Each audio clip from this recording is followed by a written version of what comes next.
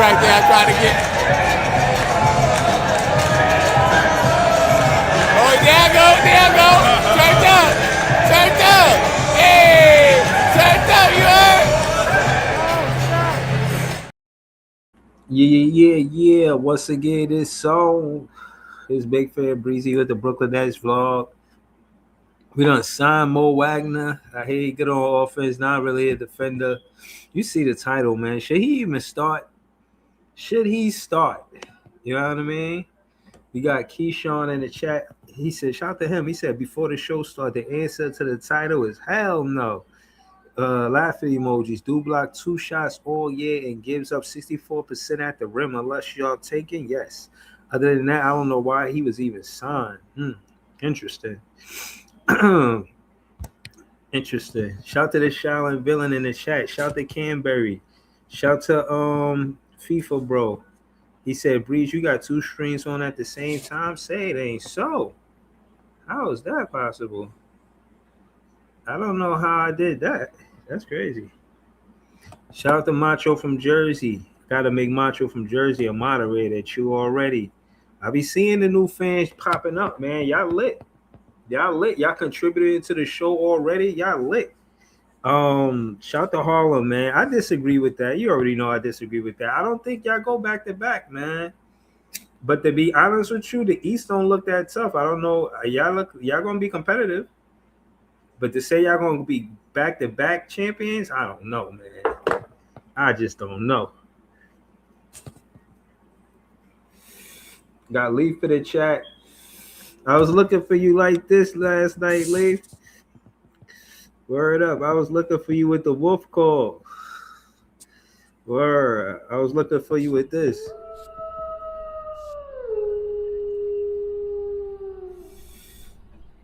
But we're gonna get to it. The first thing I'm gonna do, honestly, is send Leaf the link of just him.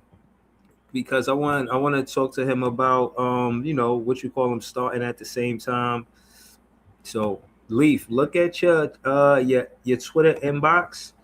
I'm sending you the link right now. You know what I'm saying? And yeah, we gonna get to. I'm gonna send a link to everybody, but for now, I'm gonna send it to Leaf first, so we could talk about Mo Wagner and Danny Wolf and that whole paradigm center situation. And then I'm gonna open up the panel. Shout out to the 46 people in the chat. You know what I'm saying? I appreciate y'all. You know what I mean? Shout out to the 62 people in the chat. I appreciate y'all. You know what I mean? We out here. Nets fans is the best fans. Like, share, comment, subscribe. We here to talk basketball, man. We here to talk basketball, And I hope y'all want to talk Nets basketball, because we definitely gonna talk some Nets basketball. We're gonna talk about all of the trades. We're gonna talk about Jaylen Brown going to the 76ers. We're gonna talk about all that. If y'all want us to speed up that conversation, you just do it with a super chat and we'll change the conversation and we'll talk about that. But don't tap in. We're gonna talk about all of it, you know what I'm saying? But we'll just change the topic immediately with a super chat. That being said, shout out to Nets fans. We the best fans. We ain't big media until we not big media until we big media. We don't got big media. I'm gonna keep telling y'all that they don't support us in big media. They don't really, you know what I'm saying, give us, a fair shake. Shout out to Leaf on the panel, yo. What up, Leaf? What up, my guy? Yo, what's going on, bro? Showing, man. What's good with Danny Wolf, Mo Wagner, man? You think Mo Wagner should start over Danny Wolf? With a 2 year, $18 million contract? Hell no. That nigga stay injury prone anyway, bro. I don't even think he's a backup big, because when he came from Orlando, he was kind of running backup four, because Orlando, they run like a tall lineup, like regardless, because I think they had Batazi coming off the bench. They had his brother obviously starting Franz at the three. Well, he was originally a four before Apollo showed up. Then Paulo moved to the four. So he kind of more of like a 4/5. He's mobile. I mean, he could put the ball on the floor. He could do like little things. I mean, he'll get to it right at the basket. He definitely will drive in the basket. he's sort of a crash and burn type of player, but he'll do a lot of things. He seemed like a dirty work type of player. He'll do a lot of other things. I think that's kind of what we was looking for. We don't have no elite shot blocker, obviously. I mean, Dayron can block a shot or two, but I think our defense is probably going to be more by committee than anything, bro. Just like I thought. I think Danny Wolf should still start anyway. Okay. I mean, again, if we not going to be recognized as more of a defensive team opposed to an offensive team, I'm cool with it. You know what I mean? It's more so just knowing the personnel. You know, you're Right. not. But I will say that think about Danny in comparison to Nick Claxton because Nick Claxton was the center for as long as his tenure was, and he was 215, 6'10". Danny's 260. So we talking about a center that was 215, 215 to a center that's now 260. I'm gonna Mm-hmm. give Danny Wolf more I'm gonna say I'm not saying that he's gonna be a good shot blocker. I'm saying he's gonna be able to contest shots. You know what I'm saying? That's what I'm saying. I'm saying he's gonna be able to contest shots. Um Yeah, I think that's a little bit more accurate. I ain't gonna lie, that Lakers picture is funny as hell. They call them niggas the Snow Time Lakers. the That snow shit's time crazy. Lakers, I'm Yeah, bro. crying. That should null and void. But to speak more about what you were saying about that I think when you got a lineup, if you think about the potential lineup that I'm trying to suggest, because word on the street is that Mikael Brown is still growing. I think he was like 6'4" at the draft, and he like 6'5", 6'6" today, which Yeah, the draft was like a week ago. These young niggas still be growing or whatever. yeah. Um, But that's because why are they growing? They working out. Like they yeah, be in the gym working out like professionals, got professional right, nutritionists around them and all of that. yeah. Like it's a serious thing. Yeah, because technically they still teenagers. Yegor just turned 20 like a couple of months ago. So like, if he still grows even more before he hit 21, he could go from he got drafted at 6'8". He was 6'9" during the season. Now he probably six. The word on the street is he's 6'10". So you got a 6'10" two guard, 6'10" MPJ, 6'10" Julius Randle, and 6'10" 6'10" 6'11" Danny Wolf. I think when you have that type of height in your lineup in today's NBA, bro, like you like the defensively, you not an absolute negative just because they're not supreme elite defenders.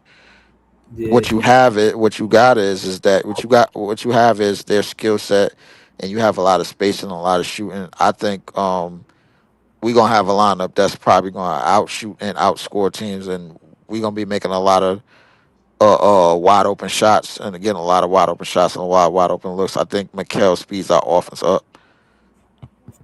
yeah, I think so too. I think more of Mikel is going to be getting downhill and then be able to. Again, if Mikel want me to be what a fan that's his favorite, if he got to develop that floater, he developed that floater. If he going to the rim and he ain't got to get all the way to the rim, but he could hit that floater, beautiful. That's all. I need to see that. I need to see him develop because he's 6'5". My And the car's thing fucked up. is, if he could develop a floater, he'd be in a situation where if they gotta respect Change it, he could programming find somebody to alley oop to. language. You know what I'm saying? But Programming language. I just look at it for what it is. I feel like at the end of the day, we got a scoring team, an offensive team more than a defensive team. Um, yeah. Money Mike in the chat, he said, "Who our best perimeter defender?" I would have to say, It'd let me probably be Mikael. see. I gotta see him play. I don't think I think Drake Powell's good, but that's more reputation than it actually what I seen with my net fan eyes. I gotta see more from a Drake Powell. You know what I'm saying? I would have to say Keon Ellis off just off reputation. I'm gonna say Yeah, Keon Ellis a better perimeter defender than Drake Powell. You know what I'm saying? So yeah. I would second that. I would second Keon Ellis. I think our defense and our gritty players is probably gonna come off the bench, and they're gonna be in different lineups. But the thing is, I don't think we can mix ourselves up because what we're trying to run out the gate with the starting lineup is mainly offense and mainly spacing. The same kind of thing with the bench, and I think that was the reason for the Mo Wagner shit. I think Mo So, Wagner could so let me kick ask, out and shoot a little bit. let me ask the chat this, because I see a lot of AI in the chat saying that they not Mo Wagner not a good rim protector. Do you think that he could be good at taking charges? You know what I'm saying? Do you I think he could be good at boxing out and preparing for a defensive rebound. And because the thing is that I don't think that with with three possibly four potential 6'10" players, you're gonna be everybody's gonna be living in the paint like everybody think they are, bro. Like, you know what I'm saying? Like, I don't think that's necessarily the case. I don't think everybody in the NBA is that aggressive, bro. Like, we was playing with motherfucking against Vince Carter's and the T Max and all them niggas every night, then it'd be different. But I don't think that's the case in today's NBA. I think like the unconventional offensive style, bro. Like, and we're gonna have different players basically run the point guard on different possessions, but especially off of defensive rebounds when we're running and we're getting out moving. Advancing the basketball is like the biggest thing. Um, with this starting five. Man, I'm not mad at Danny Wolf being a starting five over Mo Wagner. Mo Wagner ain't somebody like that. He got to start over Danny Wolf. And again, like I said, if not Danny Wolf, they won't Sharp. I put Mo Wagner the third string. You know what I'm saying? You the third string. You getting paid less than Dayron Sharp. You know, I think he got 19 mil, and I think Dayron Sharp got 20 mil. So Dayron Sharp, right off even off the contract, he supposed to get more minutes than Mo Wagner. Mo Wagner is there if Danny Wolf or Dayron Sharp get hurt. He not there to prioritize over Danny Wolf and Dayron Sharp.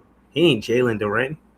You know what I'm I saying? mean, I would like to think so, but I mean, we can only really tell when the season start or after training camp and after everything progresses because I think even though they gave Jordy the extension, we got to see if they're gonna allow Jordy to run the shit like how we believe he's gonna run it and how our roster is constructed to be ran. My thing is, again, I want Mikal to have a good PNR guy, and I'm not gonna lie, but can Mo Wagner run the PNR? Yeah, he want to get downhill. He can shoot the three. He an offensive threat. Yeah, he could run it. But I ain't gonna lie. When I imagine a PNR center, it wasn't Mo Wagner. I ain't gonna lie to you. But could he do it? Yes. Yes. You know what I'm saying? But I ain't gonna hold you. I think the fact that we got three centers is just the more important thing. You know what I mean? You don't want to start the Yeah, season saying you competing with two centers. Like one get hurt, you got one center. That's no good. You know what I'm yeah, saying? pretty much. Yeah, I definitely feel it on that, but Because like if we just looking at it from big men to like guards to forwards and centers, bro, it's more guards than centers and forwards. You know what I'm saying? yeah. What that I don't know, but I'm about to check the height because I think the smallest guard on the team now is Malachi Smith or Keon Ellis. I would venture to say it's probably either Keon Ellis or Nolan. I think Nolan is probably what 6'3", 6'4", maybe. Nolan probably grew. If I say, but because he was 19, so he had a growth spurt. Nolan's probably maybe 6'5", close to 6'4", 6'5". But he don't have the overall offense ability that Mikal has. I think the spot is made basically for Mikal's for the taking. Um, Hold on, hold I on, think hold on. Sumo Podcast, he sent a super chat. Shout out to Leaf 4788. Subscribe to Leaf 4788. Sumo Podcast 34 said think Treyarch should still be the starting PG. Nah, Mikel Brown Jr. is definitely the starting PG. You know, Nolan Traore coming off the bench. That should be easy work. He the sixth pick. There's no way you don't, you know what I'm saying? There's no way you don't start him, bro. And the only reason why that's a Diego fact. didn't start after eighth pick because his foot hurt. Yeah, you know what I mean? His foot better now. He good. You know what I'm saying? He had to plant the fasciitis and all that. But we on, you know what I'm saying? He in the off season now. I got videos of him Yeah, hold on, I'll trade. be back. I got videos of him training. with I got him training with Mikael Brown Jr. You know what I'm saying? Got real Nets fan content out here. Shout out to all of the Net fan content creators, man. Shout out to Tone, man. Yo, look, like I said, man, we gonna keep building. What we got is us. Keep building. We ain't big media to, you know what I'm saying? Ain't we big media? You know what I'm saying? We the next big media. You know what I mean? That's what it is. Wow. So hold on. Shout out to Sharp, Shua Levy. He said sharp start and Mo brings us a different type of big off the bench. He got a little juice and European toughness to his game, finesse with an edge. Okay, okay. Um, Shout out to CJ. He said drop link. I got you. All right. Yeah, man. Listen, they not committing to no superstar. They not committing to the Nets is not committing to no superstar. They rather see what's going on with Jersey. I mean, who they drafted. You know what I'm saying? Who already in the jersey and do all that. Look at this, man. They practicing together already, man. Already. It's a beautiful thing. I said it's a beautiful thing. Shout out to Notorious in the building. Shout out to CJ in the building. We out here, man. We ain't got big media until we big media. Keep working. Oh, the fuck? Keep pushing content. You know what I'm saying? We out here. Hold on, Um Bree. CJ, hold up, CJ. I'm finna pass you. I'm about to pass it to Notorious because he joined the panel first. Feel me? But yeah, man. Shout out to all the fans. Shout out to the Nets fans. We the best fans. We here. Um, Notorious, talk to us. The Mo Wagner signing. How you feel about it? He should be starting over. How you feel? He should start. How you feel? Man, I don't like the signing, bro. I think Mars could have did better than that, bro. I mean, he keep preaching all this flexibility and cap space and all this stuff. And my G, you still got like $25 million left in cap space, bro. And the best you could come up with is Mo Wagner. You still got the most draft picks, if You not let the them most Euro draft picks, players, right? the second most draft assets in Mm-hmm. the NBA, and the best you could come up with is Mo Wagner, bro. Mm. I mean, I would have rather just stayed pat than to get Mo Wagner for real. That's Mm. just me. I mean, it looks like it's going to be a center by committee type of thing. Right. Um, I don't know, bro. I just don't see it. Like he's coming off the ACL, so they say that the second year is really the best year, but the first year is the worst year to come off back after an ACL. The second year is better, but um, I don't know, man. He's injury prone. Day-Day's injury prone. I just don't think nobody in the center court is Danny Wolf can't even guard a real five. I just don't think nobody in our core is like a starting center, and I'm disappointed about that. I mean, all right. So when you talking about shaking the scene, because it sounds like that's what you're waiting for. You sound like you want to call Sean Marks, like, yo, listen here. I heard you got a little something called a first round pick, second round pick.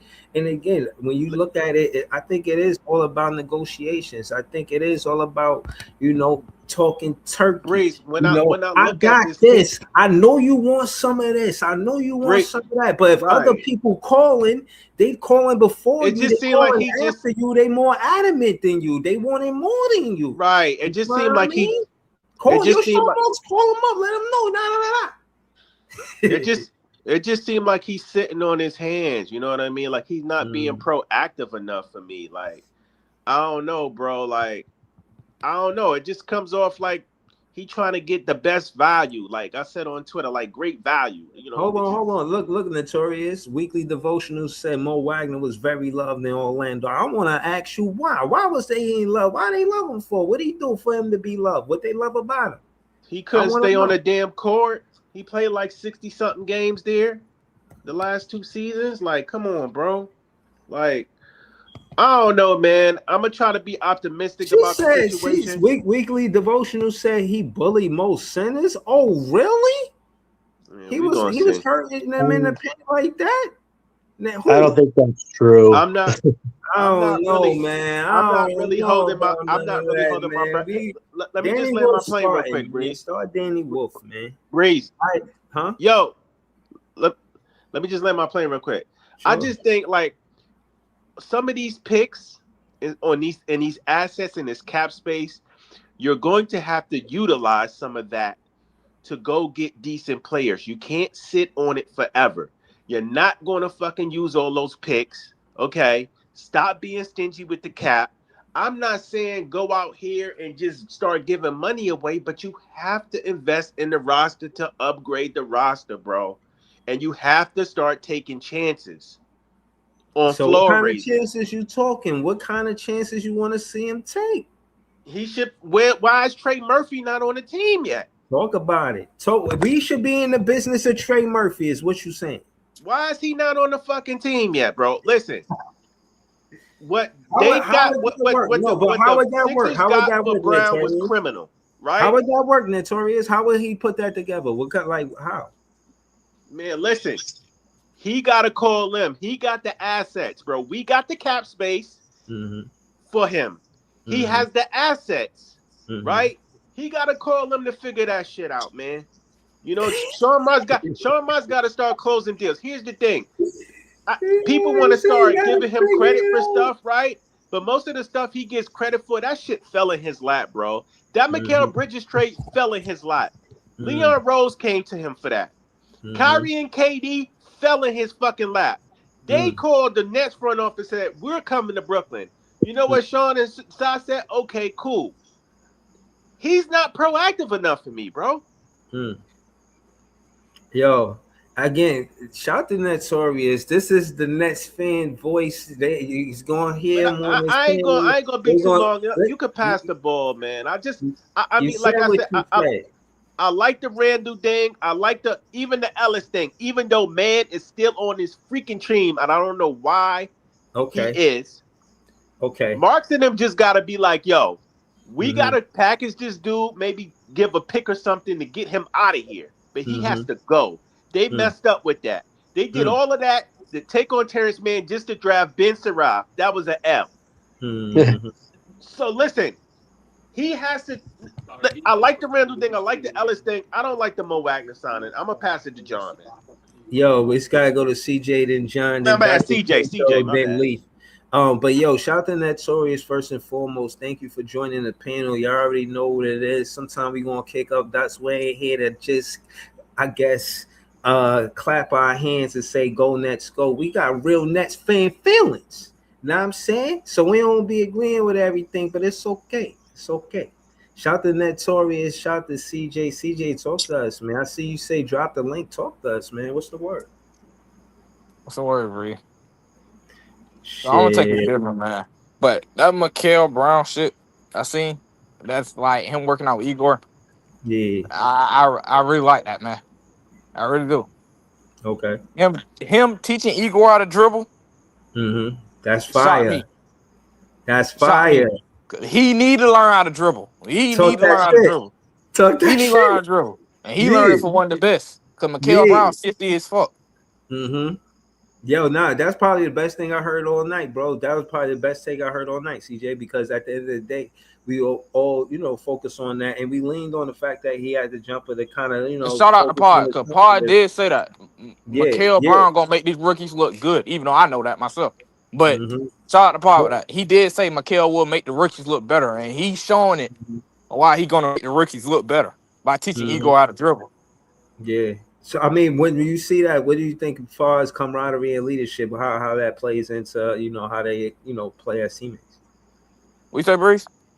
just them be. I think it helps them being teammates. I think what he's doing is showing leadership and helping them being teammates. Like, I'm not just here for me, I'm here for us.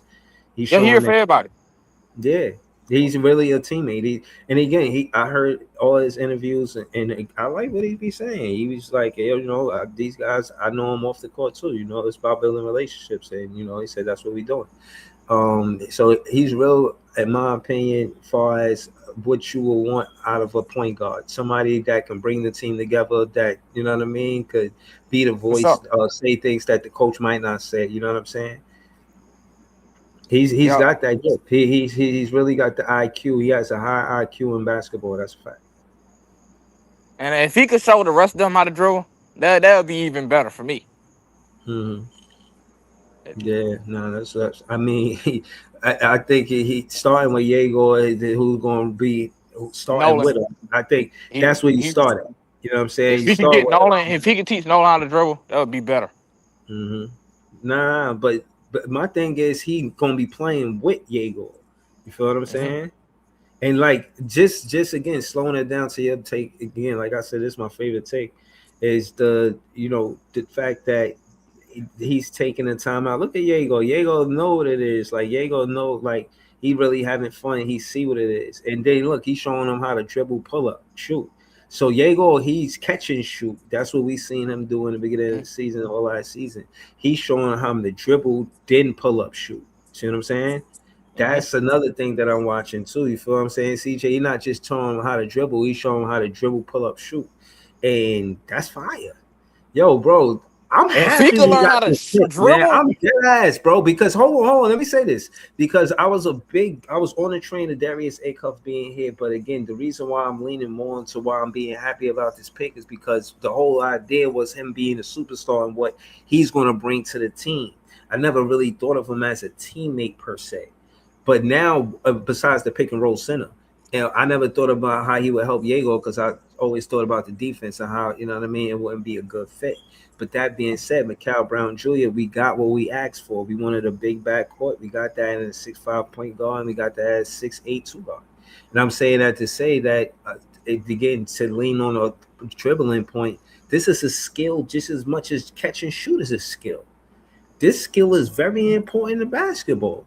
And it was I tried to do like a little documentary. I want to call it a documentary, but it was like a little it was an episode, and I was talking about how there was a transition from the big men to guards with Curry and shooting, and what it was to be shoot the three the ball and so on and so forth. But I don't never want fans to skip the era where having a handle was important, being able to basically, you know what I'm saying, do what you want with the ball and get past defenders, you know what I'm saying? And that's a whole skill, you know what I mean? And I'm saying that to say the defense has to react.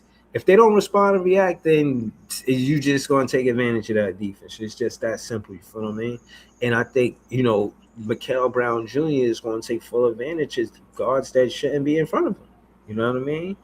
And yeah, if Diego gonna have a handle too, this shit, bruh, this it's whole gonna be us deadly, winning man.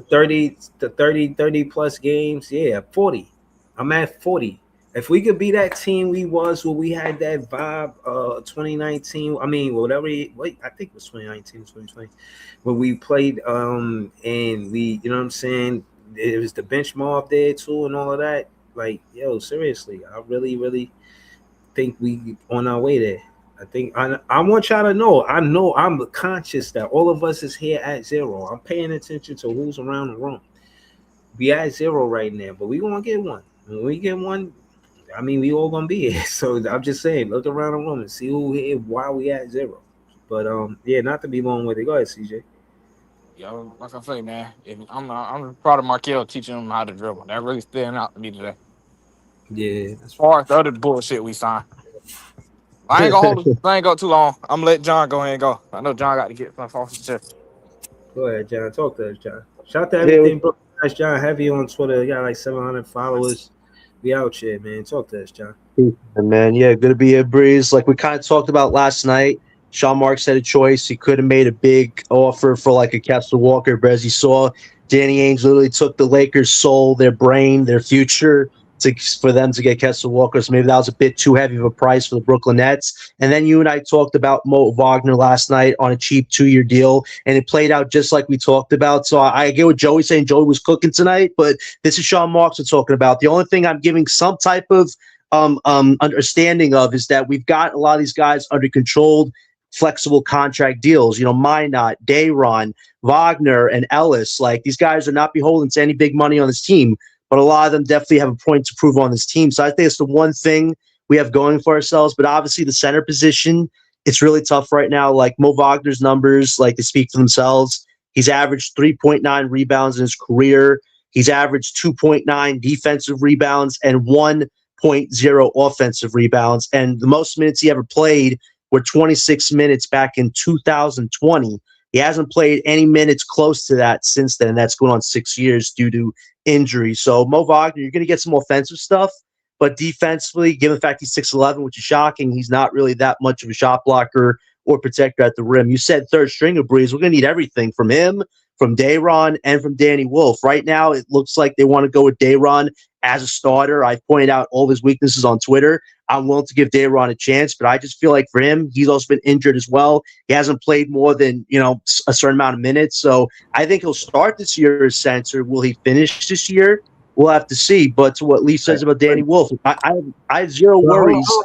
John, but Pete, but again, as far as loyalty is concerned, the Nets are showing loyalty to Dayron Sharp. Dayron Sharp took the 2-year deal, then he took another 2-year deal, and not only that, he's somebody that wants to be here. More importantly, right, John? And the thing is, I think you reward that. He's the longest tenured player here. That he been here since 2021. You're not gonna let Danny Wolf start over him, even if the fans out here like us say, "Yeah, let Danny Wolf because this, that, that, but third." They're not really sold on him though, because if they was, they wouldn't keep giving them 2-year deals. That's the thing. The Nets keep kicking the can down the road. But listen, and John, you can answer this question. You see Sean Marks making that a thing. He's not committing.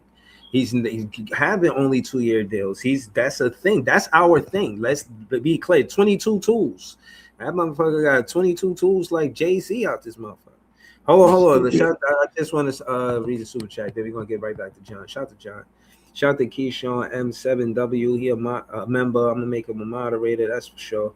He says, "Salute, fellas. Good show. Keep going. I respect the development of the young guys over quick fix. Play the plays you invest in." Again, I agree with this comment because the rookie scale contracts are 4-year contracts. So you invested in your draft picks just off of the commitment of the contract. They 4 years. Like, yeah, you could, you know what I mean? You don't have to commit to it all the way, but you know what I'm saying? Do you really keep these? I see like some teams more times than not, they keeping these picks for 2 years, 3 years. Shit, I know the Clippers, that shit should be a lesson for everybody to be careful with trading your draft pick because that's what a superstar want coming home. You see how real that shit is? Kawhi went back to the Raptors. But anyways, shout out to Keyshawn. Thank you for the super chat. I see you in the chat for like recently, bro. You've been dope in the comments. I appreciate you. Even when you're not sending super chats, I'll be seeing your comments. Shout out to you, bro. Appreciate you. But yeah, John, talk to us, John. What was you saying? Back to what you were saying. Yeah. To Joey's frustrations, like this has been Sean Marks' biggest tenure problem is he hasn't committed to having an actual center on his team, and it's mind-boggling to us because he talks about positionless basketball, but you see the way the NBA goes when investing in 7-foot centers. The Lakers gave up everything for Kessler Walker because they needed an actual center next to Luka. Like DeAndre Ayton wasn't cutting it, so. For our team, this is going to have to be figured out eventually when we're ready to take that next step because the Nets will never contend without an actual center. So Dayron, like you said, from a loyalty perspective, he deserves a shot. We all know what Dayron's good at, rebounding, and what he's bad at, a lot of other stuff. So I wish him the best. But this is definitely something that has to be figured out later on in the future. As far as this year goes, Dayron, Wolf, and Mo, it's going to have to be a committee thing. They're going to have to give effort every night on the glass because rebounding's always been a huge struggle. But as far as shot blocking too, which three of them are good at. So I feel like until Marks goes, it's going to be a revolving door where we're never going to commit to a real center, but we'll commit to bigs that look like centers. But to what Joey's saying, they're not really ever going to solve anything. So we'll see how that plays out. But also want to shout out what CJ said about Michael and Yegor. Like, there's a synergy going on between those two guys. Like, Michael has all the confidence in the world. Yegor looks different, got some swag. He's a little taller. He's making, he's working on the things we talked about improving on. Like, those two guys right now, they are pretty much the huge part of our future right now. This season, a lot of pressure's on their shoulders. That's the one thing I think Joey is trying to bring up, is that there's going to be a lot more on these guys, the guys we drafted these last 2 years, to be a huge part. It's not just these vet guys we signed or re-signed. Like Yegor and Michael, if they prove they are true cornerstone pieces, we might be in the Kelgore era, man. If these two guys really prove they're the future. John, let's stay with that conversation. Let's work on the nickname. I seen you had put that on Twitter. I mean, I put a heart next to it, but you know what I'm saying. We could still work on the nickname. You know what I mean? But I'll be honest with you. That's what it is from now, because I ain't even got a nickname. You know what I mean? But I don't know if Kelgore got a ring to it. But shout out to John for making the nickname in the first place. But I do want to stay with this conversation and pass it to Damn, I was about to pass it to Kenzo. He just left. All right. Oh shit. All right. Leaf is next thing. You feel me? Oh shit. There you go, Dr. Kenzo right there. Hold on. Dr. Kenzo, you right there? CJ, you right there? You said what? Bro? Yeah, you there. I was just checking, making sure you was there. Dr. Kenzo, Yeah, I'm you here. there? Oh, all right, cool. Yeah, yeah, man. I just wanted to talk to you about a few different things, man. How you doing, man? You having a good Nets fan day? Yo, Dr. Kenzo, you there? Damn, man. All right, shit, man. Hell, y'all got going on right now? They got me looking like Hollywood squares out this motherfucker. Yeah. All right. So hold on. What I will say is this. Shout to Shua Levy. He says if he healthy, he gonna help us. He got strength and can't hold his own on the paint for what we paid. He gonna give us value. Now I will hope so. And again, like I said, I like that the Brooklyn Nets is giving these 2-year contracts. It shows they're not committed. If it worked, they would extend you, would give you another 2-year contract. That's 4 years right there. But they being careful on how they commit, and in my opinion, that's a good thing. And I think that the more important contract is the 4-year contract you got with Mikael Brown Jr. and the 4-year contract you got with Yegor. If we talking about the future of the Brooklyn Nets, they got the 4-year contracts right there. We gonna pass it to Dr. Kenzo. You there, Dr. Kenzo? Yeah, I'm here. I kept backing out because 1 minute I could hear you talking, and the next minute I couldn't. So that's why I was in and out the room. Oh, all right, yeah, nah, that's what's up. All right, I was wondering what's going on, man. I was like, what this nigga's got going on, man? Shout to Dr. Kenzo, man. I wanted you to help me. I wanted to know if you agree with this comment, man. He said, sure, Lefty. He said, if he healthy, he gonna help. He talked about Mo Wagner. He said, if he healthy, he gonna help us. He got strength and can hold his own on the paint. For what we paid, he gonna give us value. You agree with that about Mo Wagner? I think it's possible. I do know that he's a gritty kind of player. He's definitely hard nosed. He'll do everything on the court in terms of he'll die for the ball.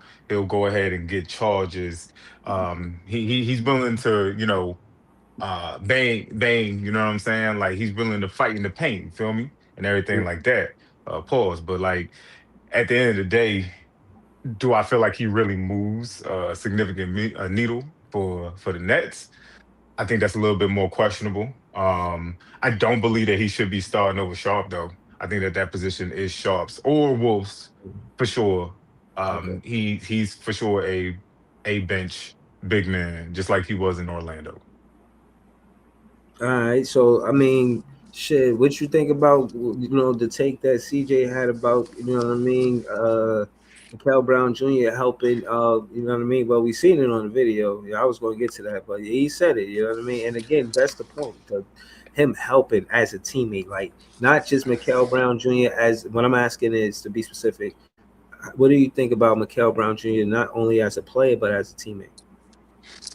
So it seems like Mikel has been trained very well. He's been taught um, to become some sort of not just like a good teammate, but like a star in this league. Like he's been literally Oh, um, he went to the PR meetings. He went to the PR yeah, room. he's going to the PR. He's been to the PR meetings and training. You know what I'm saying? He Yeah, says the PR everything right training. and he does everything right, at least via camera. Like in front of the camera, Right.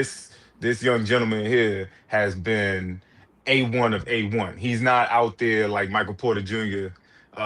In the podcast talking, a little Right. crazy, depending on who you ask, depending on who you ask, you know what I'm saying? But Mm, all in all, you know what I'm saying? Like this kid here has got it all. I thought it was fantastic seeing him and Yegor, sitting there training already, actually helping to learn from one another. Because I'm sure there's a lot of things that Yegor is teaching him as well too. I wouldn't be surprised if that's kind of like his rookie in a sense. Um, and even more so, the comment that Mikhail had made the other day saying that he had spoke with Randall already. You know what I'm saying? right. We're gonna It shock the is world. yes, I believe it was CJ that said it, but there's a synergy. There's a synergy that is going on with this team that I'm definitely digging. Mhm. And I'm hoping that it continues to grow as the season goes along. So yeah. Yeah, nah, appreciate you, man. Shout out to Dr. Kenzo, Tenma. I'm saying your name right. Yeah, Timba, yeah. You say Hey, Kenzo, dog. It's good. Shout all out to you, right. Kenzo. Appreciate you. Well, Thank you. you got anything you need us to follow? What you got going on? Nah, I'm not on anything. I'll be honest with you, man. I just be on like Nets Daily. I be on like Reddit, you know what I'm saying, and stuff like that. Just having conversations about the Nets and whatnot. I'm not really here to, promote those channels or pages or whatnot. But if I Okay, can nah, just join let me into know. Yeah, join into the conversation, that's what I love, man. yeah, Nice. that's kind of like me with a shameless plug. You know, I got another show called Fan of the People, and what I do is interview people about whatever they love doing. It could be anything. You know what I mean? It could be a grandmother talking about how she sold a T-shirt or some shit. You know what I mean? I would interview her. You know what I mean? Long as you love what you do, you know, and it's something positive, something that helps people. You know, I'm into that. It's about celebrating people. You know, like this is about uh celebrating the Brooklyn Nets. You know, the fans, Exactly. that kind of thing. But you know, there's great people that do great things, and I don't want to overlook them. So that's what that show is about. But yeah, man, I like the teammate aspect. I like Shua Levy comment too, and he said it was another comment too. He said Shua Levy said he better than Acuff off for attitude alone. He want to be a net and want to be a great teammate to his team. That's called buying in with no ego. Um, Dr. Kenzo, just when you're done, just pass it to Lee. Oh, I can pass the Leaf, man. I ain't here to hold the mic. You know what I'm saying? Hey, we all here Okay. freestyling. You go ahead, Leaf. I got you, man. No, I appreciate it, Doc. Um, Realistically, bro, everything going forward with this team, at least for this year, and it's not for us to put any number on this, just based on potential development and probably a lot of bullshit ass shot making. Because I think that's the way Jordy is probably gonna run the office is more space and pace. Now, just to put y'all on something, Danny Wolf played more minutes than Dayron last year. The, Appreciate you. so if it'd be far fetched with the deals that we signed, with the careful deals that we signed, which I can appreciate. I can appreciate us not jumping the gun on something, bro. Like I can appreciate that, but with everybody in our division basically going for the gusto and competing with Toronto, getting Kawhi, with the Knickerbummers doing whatever the fuck they doing, and then with Philly basically shocking everybody because the Celtics said we don't give a fuck about Jalen Brown. You can have this nigga. But hold on, Um, slow it down. Let's get into that because you know we've been talking about a lot of stuff. We 44 minutes in. I hope everybody in the chat done like, share, comment, subscribe, leave talk to us. What you think about that move to the 76ers for Jalen Brown? What's your thoughts on it? I think the 76ers definitely came up. I mean, we got five first for Mikel. The Celtics just said, "Fuck it, bro. We'll take whatever, bro. We'll take two first for him." I think the what people got to understand about the Boston Celtics is that if there is a team that knows how to flip a roster, it's definitely them. So they really didn't give a fuck about Jalen Brown. They just said, "Nigga, go ahead." You know what I'm saying? So, for all the Boston Celtics fans that might be watching Oh, this, hold on. But I kind of want to be petty. There's draft picks. They finally broke up. I mean, they was whooping our ass for years. They broke up. I mean, I will. I'm gonna sleep well tonight. I don't yeah, got too I, I, much I am into I this am gonna shit. sleep well. Yeah, I'm definitely gonna sleep well. The only flip side to that problem is they powered up another team in our division, and that's the Philadelphia 76ers. Yeah, they kind of tough. They kind of tough with Jalen Brown at the small forward. I ain't gonna lie. Yeah, exactly. So Okay. I mean, with the backcourt that they already have, and you add JB to that, like That's I, kind of tough. I ain't gonna hold you. I ain't gonna hold you, bro. Like Joel Embiid probably could only play. He could skip by and play 40 games and then wait to the playoffs.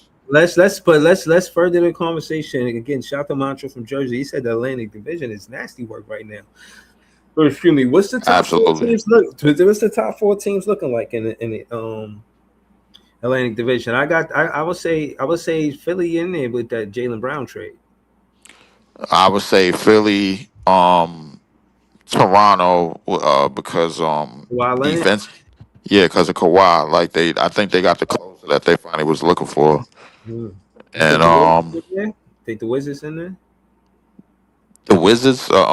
Wait, you talking about the division or you talking about the conference? The No, I'm Pacers. talking The about I'm talking Pacers. about the top four conference in the Eastern Conference. But like Oh, because my thing is it's interesting because it's a flip. You can't expect Milwaukee to be a team that's going to contend. Honestly, Miami need more.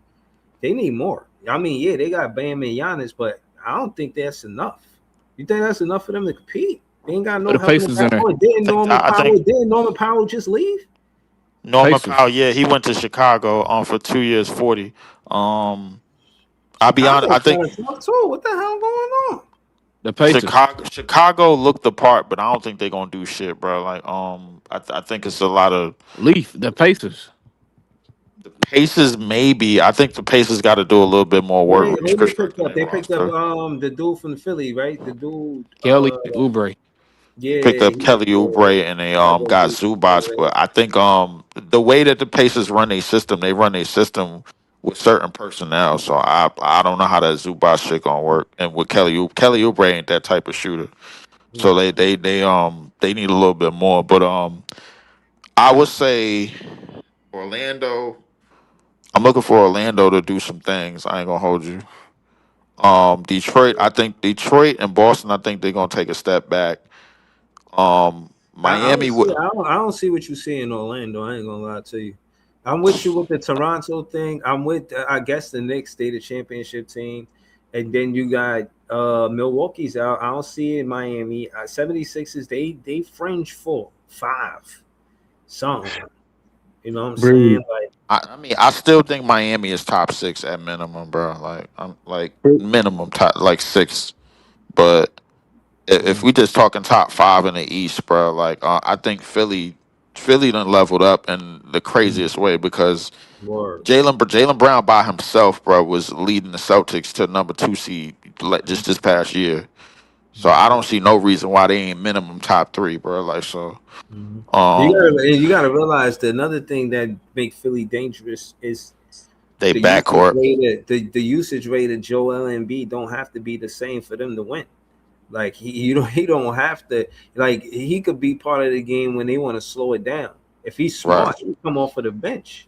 If he's smart, you let Jalen Brown, DJ Edgecobe, and Maxi run. Let them run. You come off Yeah. even trying to run with them. I'm not even giving them no sauce. Fuck out of here. Breezy.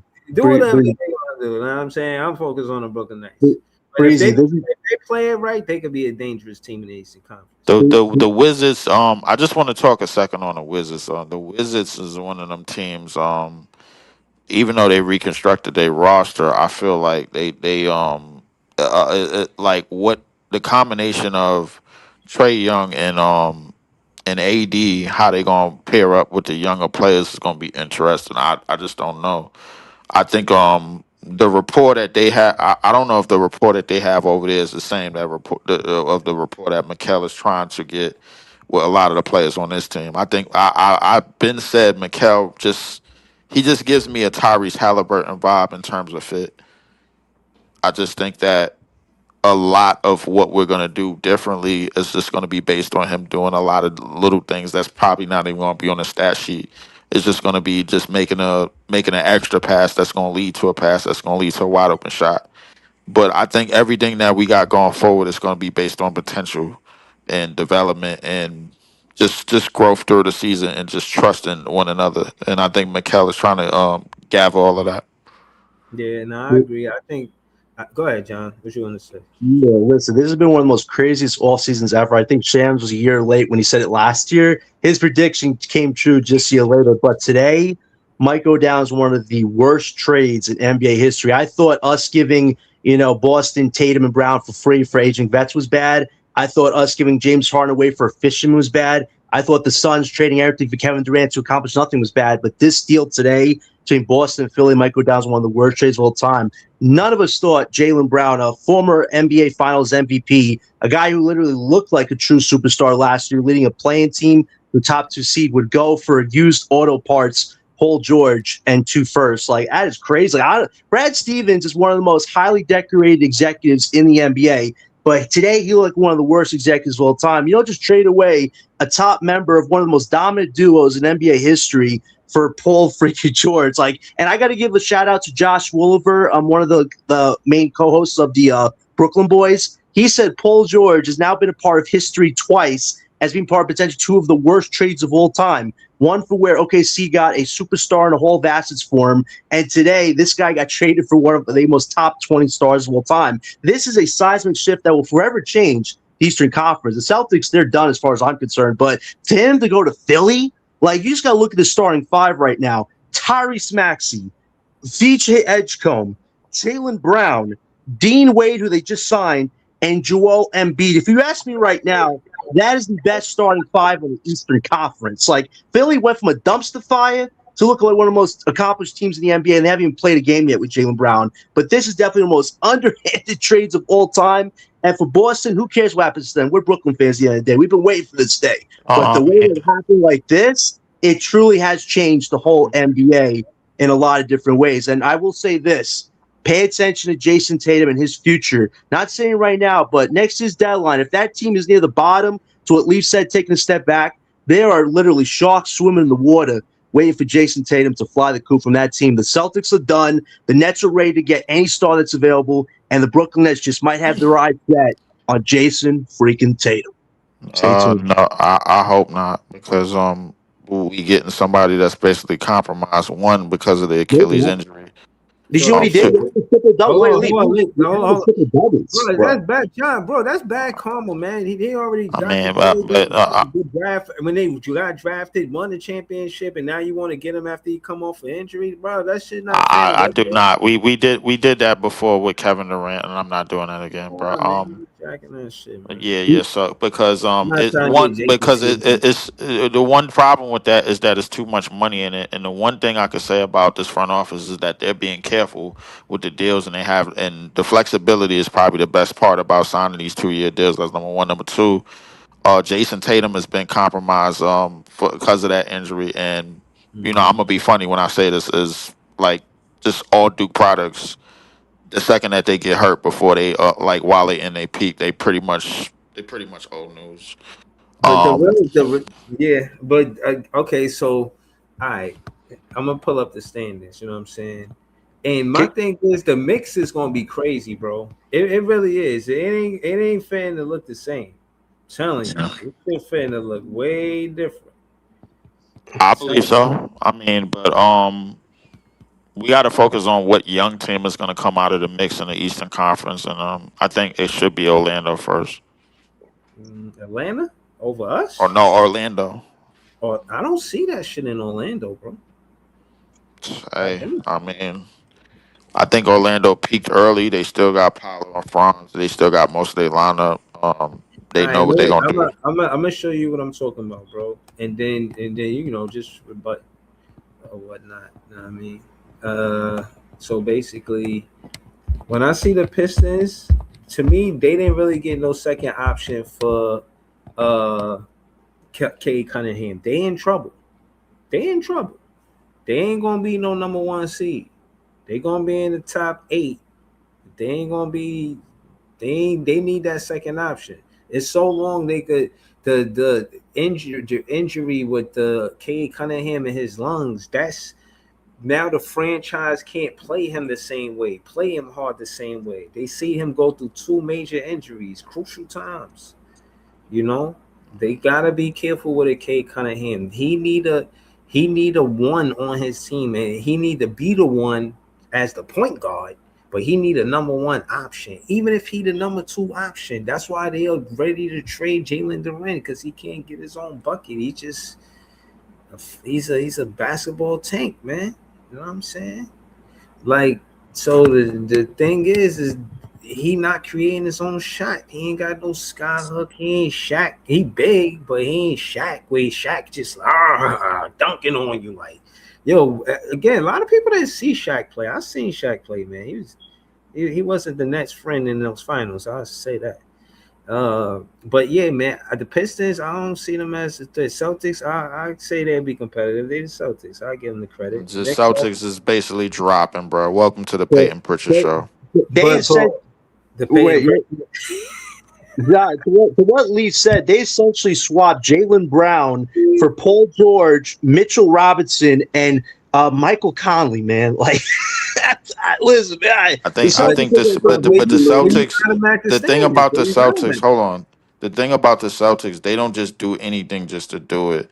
If it's one team that know how to rebound real quick off of getting rid of players that they won with, it's definitely the Boston Celtics, bro. Like, so not if they just having a bad man. year, but you got to understand, bro. Like, this is a team that time and time again they prove that they can rebuild on just But on but drop of a dime. all right, but as far as creating their own shot, because I think Brown put them to the test. Like, y'all want to trade me? Trade me then. I don't want to be here anyway. And then now they gotta find a shot creator just as good or a scorer just as good as Jalen Brown. They not gonna find it this year. Welcome to the Peyton Pritchard show, bro. That's all Well, I could tell you. the Dave Pitch is That's a good guy, hilarious. but the No, Celtics are. that's hilarious. The Peyton Pritchard show.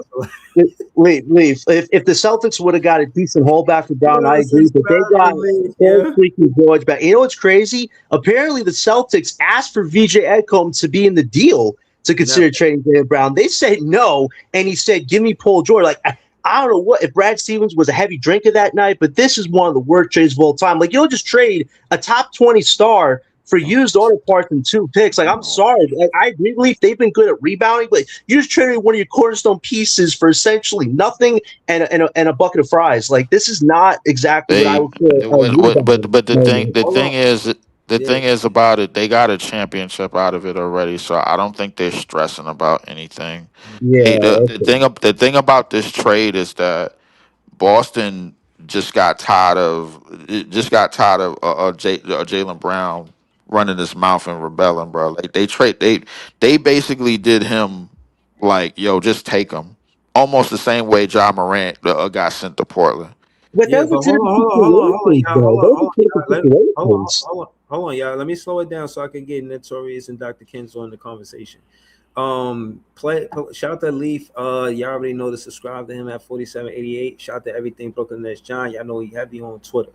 Shout out to Notorious. I want you to help me with this comment that player one moderator and a member say. He said in the CBA you can't pay 2 players $70 million. Celtics made their decision. You essentially have to win with one supermax, surrounded by rookie scale contracts like the Spurs or pay cuts like Knicks. Notorious, how Yeah, you feel about this comment?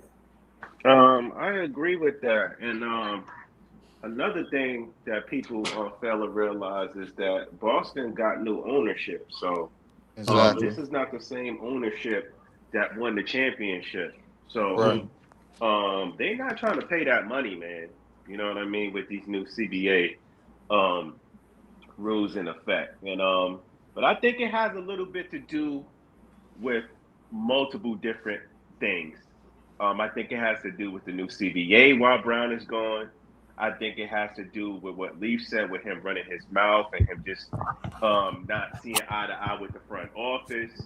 It has a little bit to do with a lot of different things on why the Boston Celtics got rid of him. It's just not one specific thing. But yeah, man, I totally agree with the player Yeah, one's comment. I don't think yeah, the trade was bad on either side. I think it just yeah. Hold, Respectfully, hold on, I totally disagree. hold on, Leaf. We gonna go to Dr. Kenzo. Hold on, Dr. Kenzo. You see the comment, man? Play one that's on the screen, man. What you think about what he said, bro? I think he's 100% correct. Which it seems like everybody else on here agrees with it as well.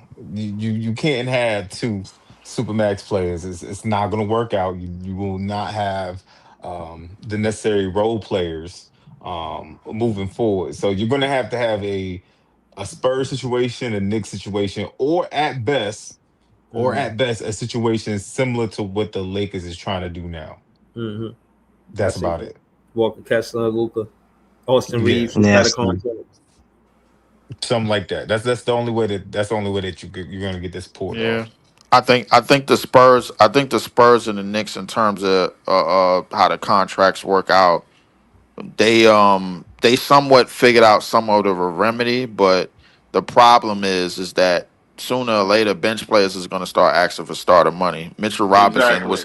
Mitchell Robinson is number one, so we're gonna have to see who number two is. Well, the reason why both of those teams got away with it is because the Spurs got a lot of people on rookie contracts. Let's be clear Exactly. about that. They three So best players is on rookie contracts. the Knicks had people taking pay cuts. So Jalen Brown took a big pay cut. I mean, excuse me, I did it right. Damn, Jalen Brunson took a big pay cut, He which left helped 100 mil. yes, which Yeah. helped alleviate a lot of cap space pressure to be able to sign other guys. So Mm-hmm. that's Oh why yeah, both of them. yo, bro, that OG, they ain't never pay nobody the money the OG got. I mean, They got that granted, nigga it was, 200 mil, bro. Like Yeah, that shit but you crazy. see, I'm saying that to you say, but what I'm saying that to say, that's when the players in the front office are and the coach are in alignment. But it's going to You catch know what I'm up with them, saying? though. It's going to It's catch gonna up with catch them up with them too. because Jalen Brunson is not going to take another pay cut, and Mm-hmm. James Dolan already said he's not going into the second apron. I So mean, you see, Mitch left. yeah, so it's going to catch up with them. Trust me. Mm-hmm. It is gonna catch up with them. But the Spurs thing is even worse because they're gonna bite the same bullet that OKC bit when they won a championship because Mm-hmm. now you got J Dub and Chet in the way that they played even in the championship run and in last year's run. Um they kind of been compromised by injuries and not playing above and beyond because they both from the same draft and they both went from they're going from 6 mil this past year to 41 mil each. So a team like OKC, they can't afford to go in any apron realistically. So SGA is going to be a priority until all of the players that they redshirt and start to come Yo, up and Leaf. start to show promise. Hold on, Leaf. All right, let me kind of do this just so that the chat can stay with the conversation. Shout out to the whole panel. You already know what it is. Shout out to the chat. Subscribe to the channel, man. And I'm saying become members. It's only $1. Holla. I appreciate all the current members. Shout out to my A1 day ones. But I just wanted to shift it to say, where do we think that the Wiz is going to be, and then go up from there? Like, I wanted to start now. If they start with that current roster, I think they're top 8, 7, 8, 7, 8, 6, 7, 8. They toggle between those three numbers. I think they have a hard time. They might see 5, but they have a hard time holding 5. I don't think they get to the top 4. And if it is, it's super duper early in the season, but it's nothing for not like I don't think they hold it. And I do think there's going to be games that decide that shit too. Like, of course it is, but it's going to be big games too. Mhm. It's going to be interesting. I think this season is going to be interesting. It's more, I would say, leveled. The competitions seem more even. It don't seem lopsided. You know what I mean? But I'll say that to say, yeah, I got them in the 8th, 9th, 6th tops. See, what y'all got on this? Anybody want to say anything about the Wizards?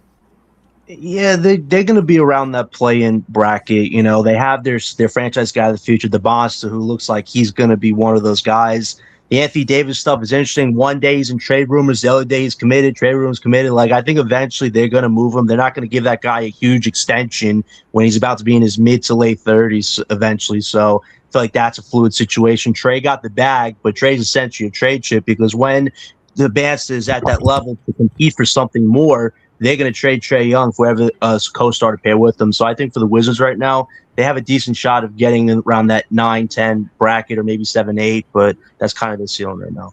I don't agree. I think they're going to be between a 5 and a 7 seed. It's too much talent on that roster. Go ahead, let him finish. Go ahead, watch. So you Yeah, too much talent. Like talent, what too talent? much What are you talent, talking bro. about? They're too much talent. They're deep. I know this is the first year, so I'm gonna say they finish no lower than 7th, but I could possibly see them at the 5th seed. Between 5 and 7 is where the Wizards Hot take, finish my at, guy. barring injury. Mm. I got him a 7 through 10. I don't play it safe, bro, because I don't got no number. The Eastern Conference, it feel like the Eastern Conference just loaded up in a matter of days. With of course with Kawhi and then Giannis and Bam down in South Beach, and then I'm not 100% sure if a team like Atlanta is going to be a playoff team again. I don't know about Indiana Well, hold and on, what hold on. I can't. Halliburton. Hold on. Before we get to Indiana, I wanted to go to. I mean, all the health questions we should just ask Dr. Kenzo. You know what I'm saying? Maybe he has expertise in this situation. You know what I mean? But I wanted to ask him: do you think that a Trey Young in the AD would be healthy this season? How you feel about it? Man, that's questionable. That's we can't tell. There's no I telling think what the I two of say them. one of them. Yeah, I would say maybe one of them. If I'm going to put any money on anybody, I'm putting it on Trey.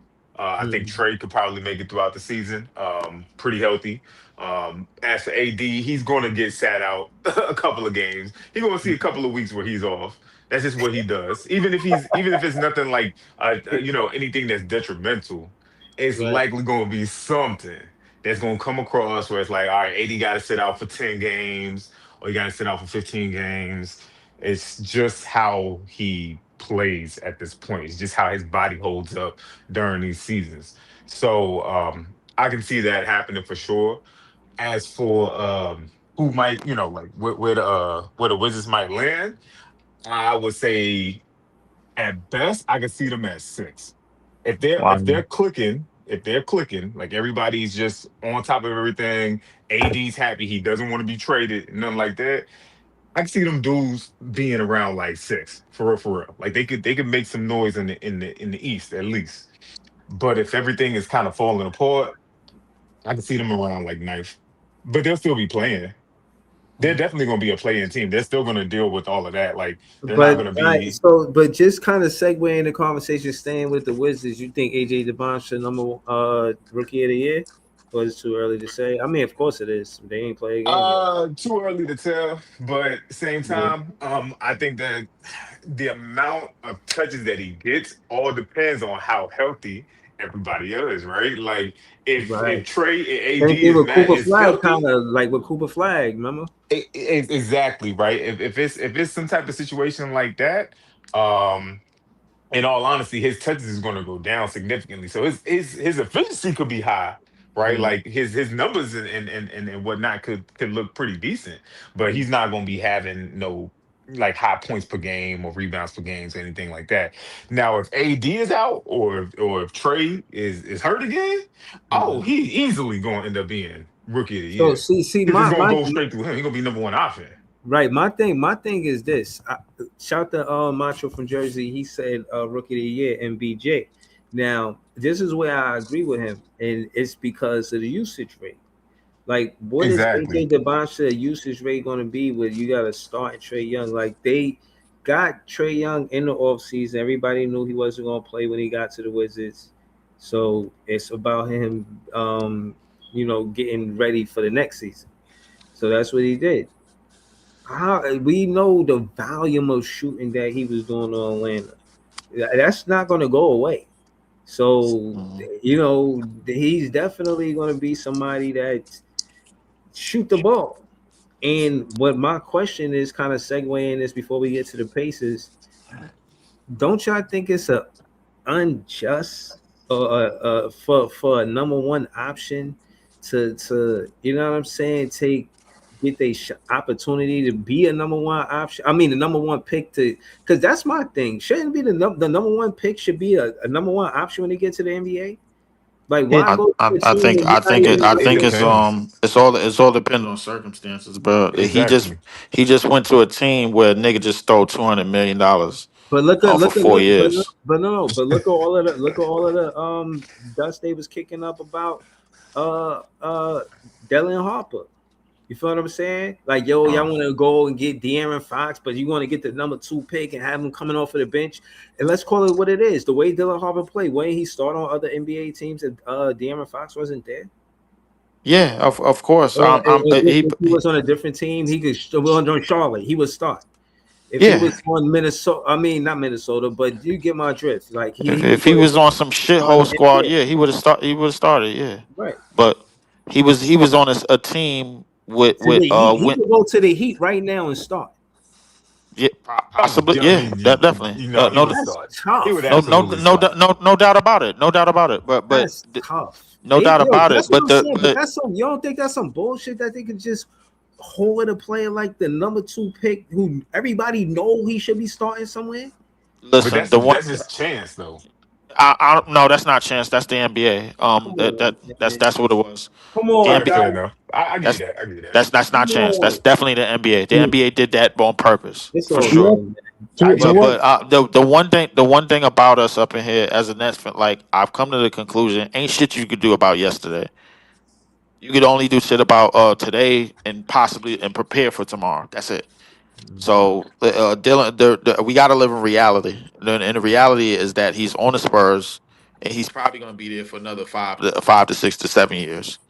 So it's done with. I got to move forward with what I got, and that's Mikhail Diego. But as far as rookie of the year goes, in the Washington situation that she was talking about, I think the rookie of the year, I won't be surprised if it's Cam Boozer or I said it was going to be A Cuff, but my three candidates is Acuff, Cam Boozer, and Caleb. I think Caleb Wilson. He gonna put a foot up for somebody's ass. This is was this the second when he sees some of these rookies, bro. Like I don't think he was bullshitting in that interview, but Yeah, man, I agree. I like his confidence, bro. To be honest with you, the Brooklyn Nets made. Let's just. I'm gonna just be the. I want y'all to hear it from me. They made the right choice getting Mikal Brown Jr. They did. I They think made the so right too. choice. And again, the reason why I say that is because I always say I don't want these players to get all mixed up in New York media because they always try to be bigger than, you know what I'm saying, the basketball. But the way that Mikal Brown Jr. handles the media in a way where he knows how to articulate how he feels, what he thinks, and keep it basketball. He stays, professional. For it's just like he knows that's part of it, and he's embracing it. He's in. Yeah, there's nothing more that I can ask for from a rookie. You know, Hmm. Yeah, so Breeze. Breeze, this is going to be one of the most exciting rookie of the year battles in a long hold time. on. I mean, Go? Yeah, are you talking about July 4th? no, I'm talking about just this regular season. Like you have the boss, Peterson, Boozer, you have Caleb Wilson, Acuff, and Michael Brown. Like they're going to be like 5 to 6 guys fighting Mm-hmm. for that Rookie of the Year award. Like it is AJ's to lose, like it was Cooper's last year, but the level of talent in the top of this bracket is special. So it's going to be a true fun battle. If Michael, who has talked the talk epically, mind you, can walk the walk, he puts himself in that conversation too. And let's remember, none of our prospects in 10 years have ever put themselves in a rookie of the year conversation. If Michael can do that much, that to me is a huge justification for why he was a choice. If he can reach that, that's I important. think that if I know the Nets, they're probably gonna prevent him from doing it, bro, by No, sitting him some games. they So should. If hold on. this dude is really talking like he's that guy, you better let him play like he's that guy, or else what's the Well, point? I Who you think What's they the think? are. point? Well, the thing is, I'm not talking about just in terms of not playing or not letting him play. I think they're just gonna be careful because they know if he gets on a all rookie team, they're gonna owe him money. And it's What's one wrong of with the that? They have to pay guys. They have to pay cornerstone guys. You can't just say, uh, "Oh, you have potential, but I'm going to give you what I want to give you." the, That's the not how the NBA works. You got to pay the your thing guys. You have to. hold on. I'm just going Oh my accordingly God. to how the Nets are moving. The Nets are moving in a way to where they're not putting themselves in a situation where they have to overpay or put themselves in a situation where they have to pay in this particular CBA. If this CBA wasn't in place, I think last year's rookies would have played probably north of 25 minutes, at least four of them, and I think that's one of the reasons why they didn't is because. And you see the 2 year deals that's being signed this season and last season is a result of that. So So realistically, they bro, don't like want them to make a jump. They don't want to make them. That Don't want that's them to do crazy. certain. they don't want them to make They don't want the to. jump. Hold on. They don't want to reward them. Got it. That's Got it. No, crazy. no, Like it's not that they don't want to reward them. They just don't want to feel like they over rewarding them. Leaf, do you know that That's Joey called crazy. Wait, Joey, It do you is know that crazy, bro, but that's the CBA. wait, Leaf, do you know that Joey called Sean today Sean Penny Pinch and Marks? Like that's literally his title. Like if Michael and Diego are He's the king of Hold great. on, I'm sorry. Sean Marks. Yeah, nah, that was funny Sean though. Marks is the Sean Penny king. pinching. He Yo, said He is but the Sean hold on, king. Penny hold on, No, hold on, Pinch. y'all. listen, Time out, listen, time out. listen. He is Yo, go the ahead, king of great Notorious. value. Yeah, Sean Marks is the king of great value. That's what he is. that's a fact. He is the Word. king of great value. I Yo, but agree with that. hold on. Shout out to Gary, man. He on the panel. Shout out to the whole panel. You already know what it is. Shit, man. Gary, I seen you in the chat. What I said, son, you disagree with? What you mean? You don't like Mikael Brown Jr.? What you talking about, man? You on mute, Gary. Gary, you on mute. I do like MBJ, but Acuff was the right pick there. I mean, I think MBJ is the best young player we've brought up in our own system since at So least Richard Jefferson. who's the better defender out of the two, in your opinion? Mikael Brown Jr. Okay. I Who's the mean, better you do. athlete? Who's the Hold on. better athlete? I just want to Mikael, say you do know that when we did go to the finals, it was because of our defense, not our offense, right? It was fair to say. yeah, that's true.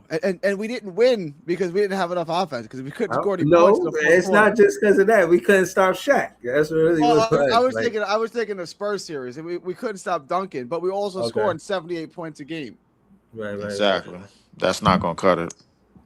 Um, I think Brown's a great player. Like I would have preferred Acuff. I'm not upset about Brown. Like Acuff's a better basketball player than Brown.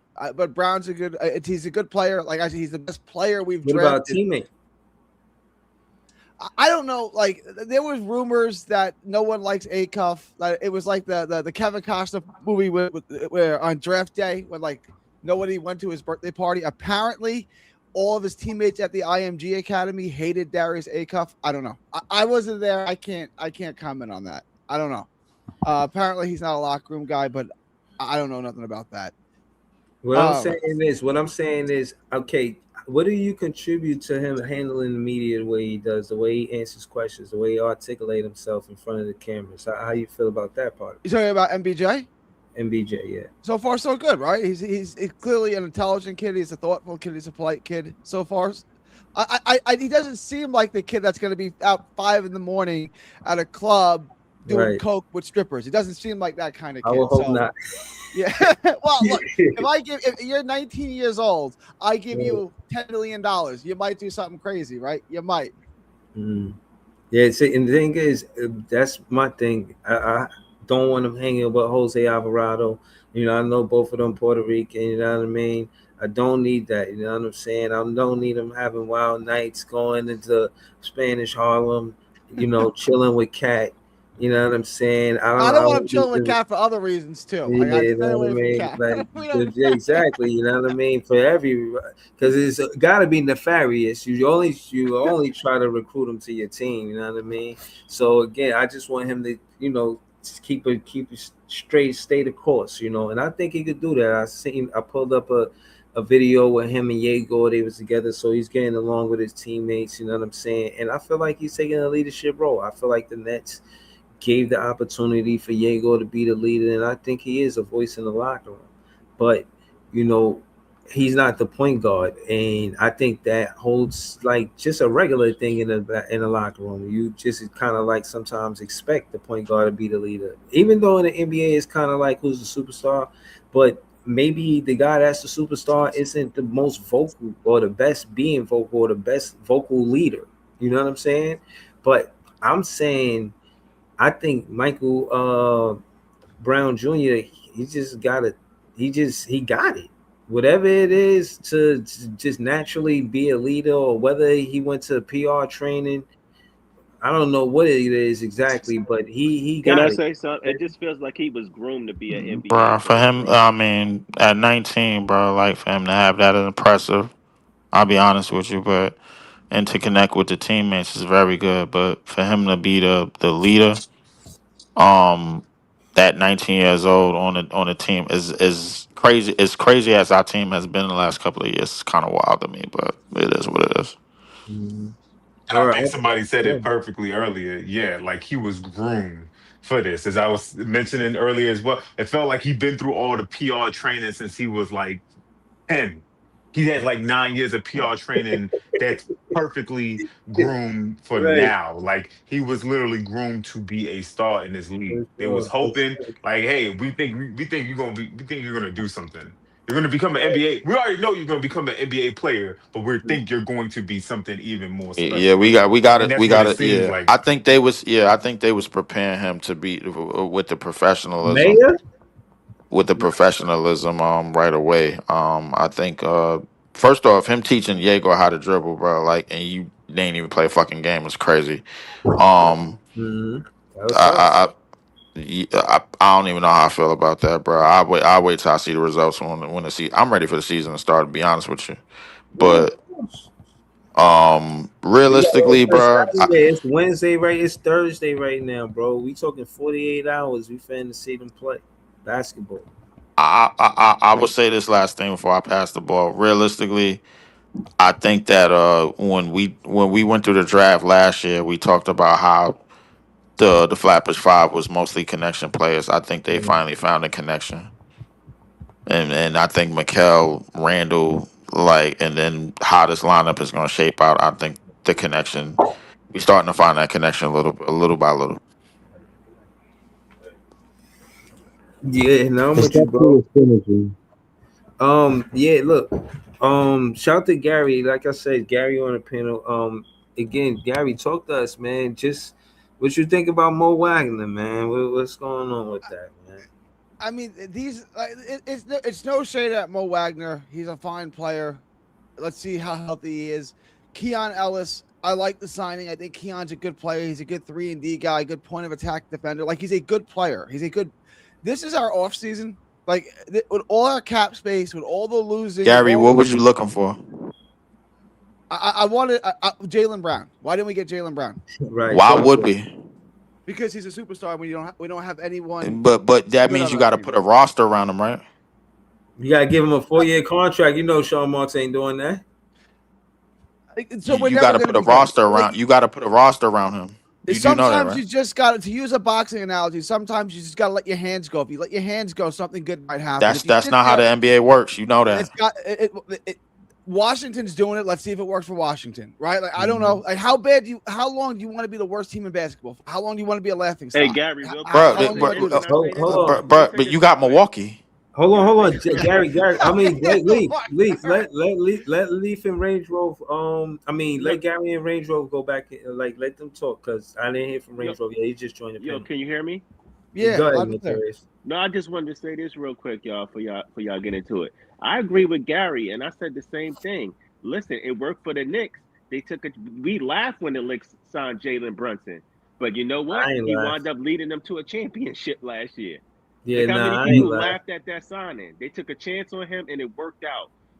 Sometimes you have to do you got to The get guys unpopular that are thing. floor raisers and give them a chance to see if they can take the next step. You, Facts.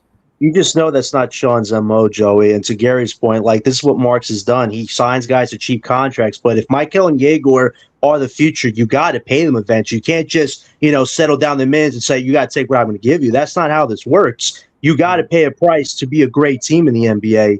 And eventually the Nets have to make a decision. Do you want to be a Being good team or do you want to be a middle team? what we saying, scared money don't make no money. Being too Yes. careful sometimes is not Yeah, always good. It's yeah, not. Yeah. You got yo, yeah. No, you're right. You're Man, right. that's Yo, that's yeah. how Josiah Hold and on, Sean Marks work, bro. So, so hold on. Let me get Range Rover in the conversation. Range Rover, what you think about what Joey said? He said, "Scared money don't make no money." You think we should have went out and got Jalen Duren? Should have tried. I Should have offered him the mean, bag. me personally, nah. For the money he's asking for, we seen what he did in the playoffs.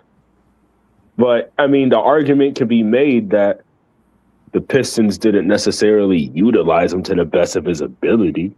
That argument can always be made. There was times in that series, at least in the first round, that I felt like they weren't even really like. They'd be like, "Oh, Jalen Duren played bad," but then you look at his field goal attempts, it'd be like 7 or 8. So it's like he's not even really getting in the rhythm. But ultimately, I'm like, nah, because I think that Sharp can basically roughly do what Jalen Duren does if you give him like starter minutes. That's just me. Let me ask you this. Because it take a lot of cojones to do this. You make the space, you get Terrence Mann off the books and so on and so forth, right? You do what you need to do, right? You get him off the books. You put yourself in a situation where you give Jalen Duren a 2-year contract, but you make the second year where it favors the Jalen Duren. You give him the big money the first year, and in that second year, he have a player option. Whoop-de-whoop. You think that's some realistic shit Sean Marks would do? That is a 2-year contract. I ain't saying nothing about a 4-year contract. You mean at this point? Because with Mo Wagner, right? Don't we essentially have 3 centers on the roster? Because it seems like Danny Wolf's gonna get bumped because he was playing power forward last year. Right, but who's the center for Detroit? Say Jalen Duren moves from Detroit. What happens with Detroit yeah, was Paul starting Reed. that. What was that dude? Was it Reed? Paul Reed? Paul Reed. but they're gonna need more than Paul Reed. Oh yeah, Hey man, shit. Maybe Detroit's in they a go in the other situation right now. direction. Detroit is in a situation right now. So Like, listen, the reason why I asked is because they needed a shot creator. They need somebody like Sabonis. They need somebody like Danny Wolf. Like, does it make sense for them to make a trade with the Brooklyn Nets? Danny Wolf and Mo Wagner, all 3 of the centers, You out of basically. your damn mind. yeah, nah, no. I nah, think if they do a trade, if the Pistons do a They're not trade, gonna it's do gonna it. be That You is out Jalen of your Duren trying damn to trade mind. for Sabonis. blasphemy. that's That's exactly what they would They blasphemy. do. gonna think we That's try to exactly what pull they a would do. whoop. They try to pull a 3-call Monty on them, Bro, man. stop. Because Stop it. what they Stop it. gonna try to do is they would have to trade Jalen Duren, send him over They're there not for gonna go Sabonis, for it. and then They they ain't would try going to for sign it. It's Rui all because you know good. that they just lost Harris. You know what I'm saying? It's all So they would good. try to sign Rui or something They like just that. they just signed John Collins, brother. 3 years, 50. Yo, That I'm was a gonna be honest. robbery. I'm That was a honestly robbery. more worried about our division. Like right now, right? Man, I was fuck really the division. listen. This is just my opinion. I know the Knicks won the chip, and I still think they're the team to beat. But when I No, look they're at not. you could argue that. But when I look at Ain't roster no construction, argument. The NBA gave him that shit. Hold look, on, let him finish, bro. Let him finish. Let him finish. I think the Sixers are a bigger like NBA gave matchup him that threat to shit. Brooklyn than any other team in the NBA gave him. Atlantic. Okay, yo, Range Rover. Hold on, let me read this comment right quick. Player 1, yo, you on fire tonight. He said, Diego Hold on a doesn't need second. to handle the ball like Kenny Anderson. When you're 6'10", you don't need a lot to get your shot off. Now, I said that because he's learning how to handle from MBJ and he's learning how to shoot from MPJ. With those 2 things, I expect the leap from Diego. Nothing crazy, but I do expect Diego to go from whatever he's scoring to 5 points more. So if he's scoring 9 points per game, I expect him to average 14 points per game in his second season. And I don't think I'm asking for too much. I think Diego is going to have more catch and shoot opportunities because Mikael Brown Jr. know how to be his teammate.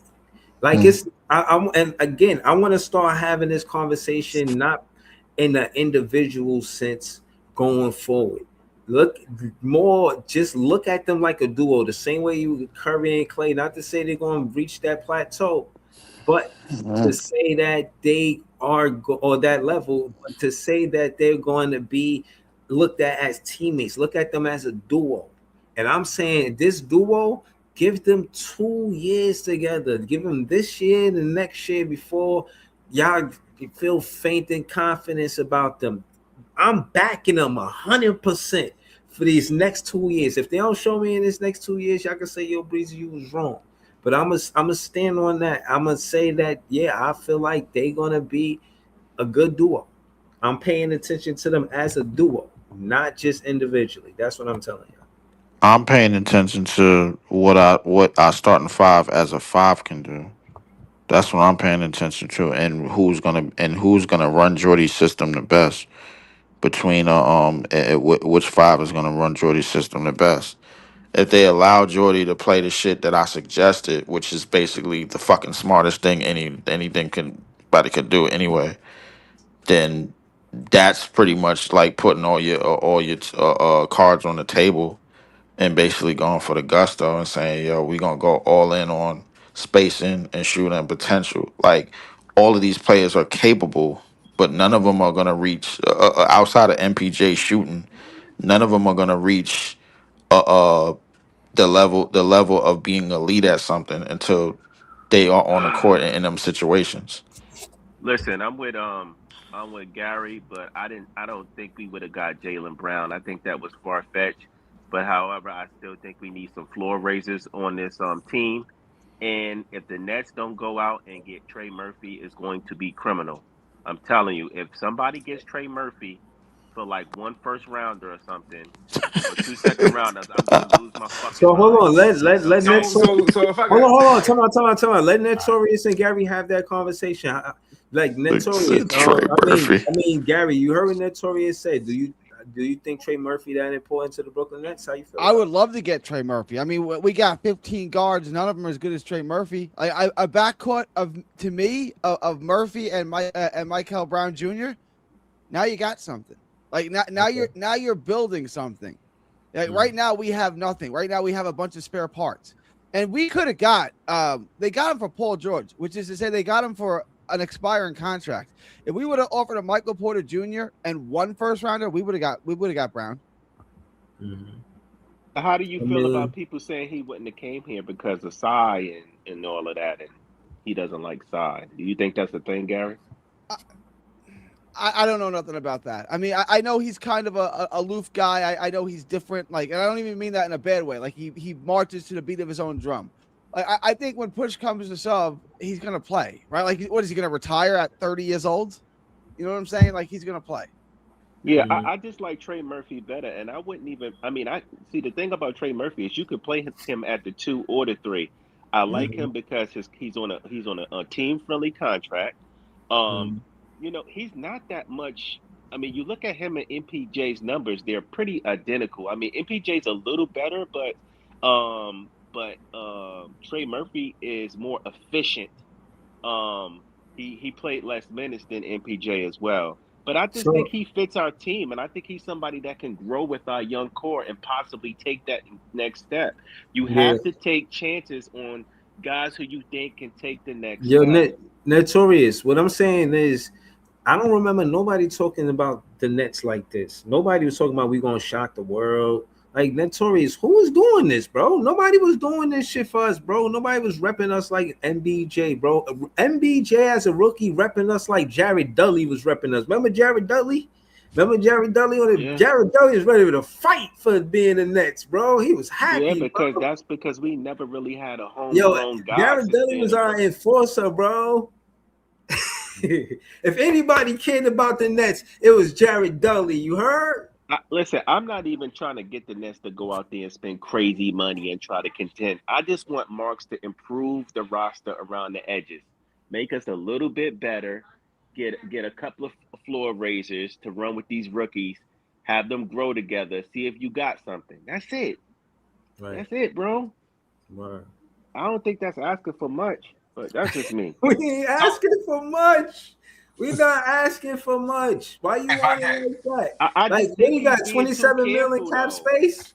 Come We on, got all man. this cap space, and he's giving out these marginal deals, these 2 year 2 year deals. deals. Everybody get a He, 2 year deal. he, he- Everybody. So if I If could you want a chime in, 4-year man. deal, you a rookie scale contract. All Other I'm than saying that, is, you don't get no soy sauce. You don't get none of that. it just feels like he keeps kicking the can down the road, Breezy, to me.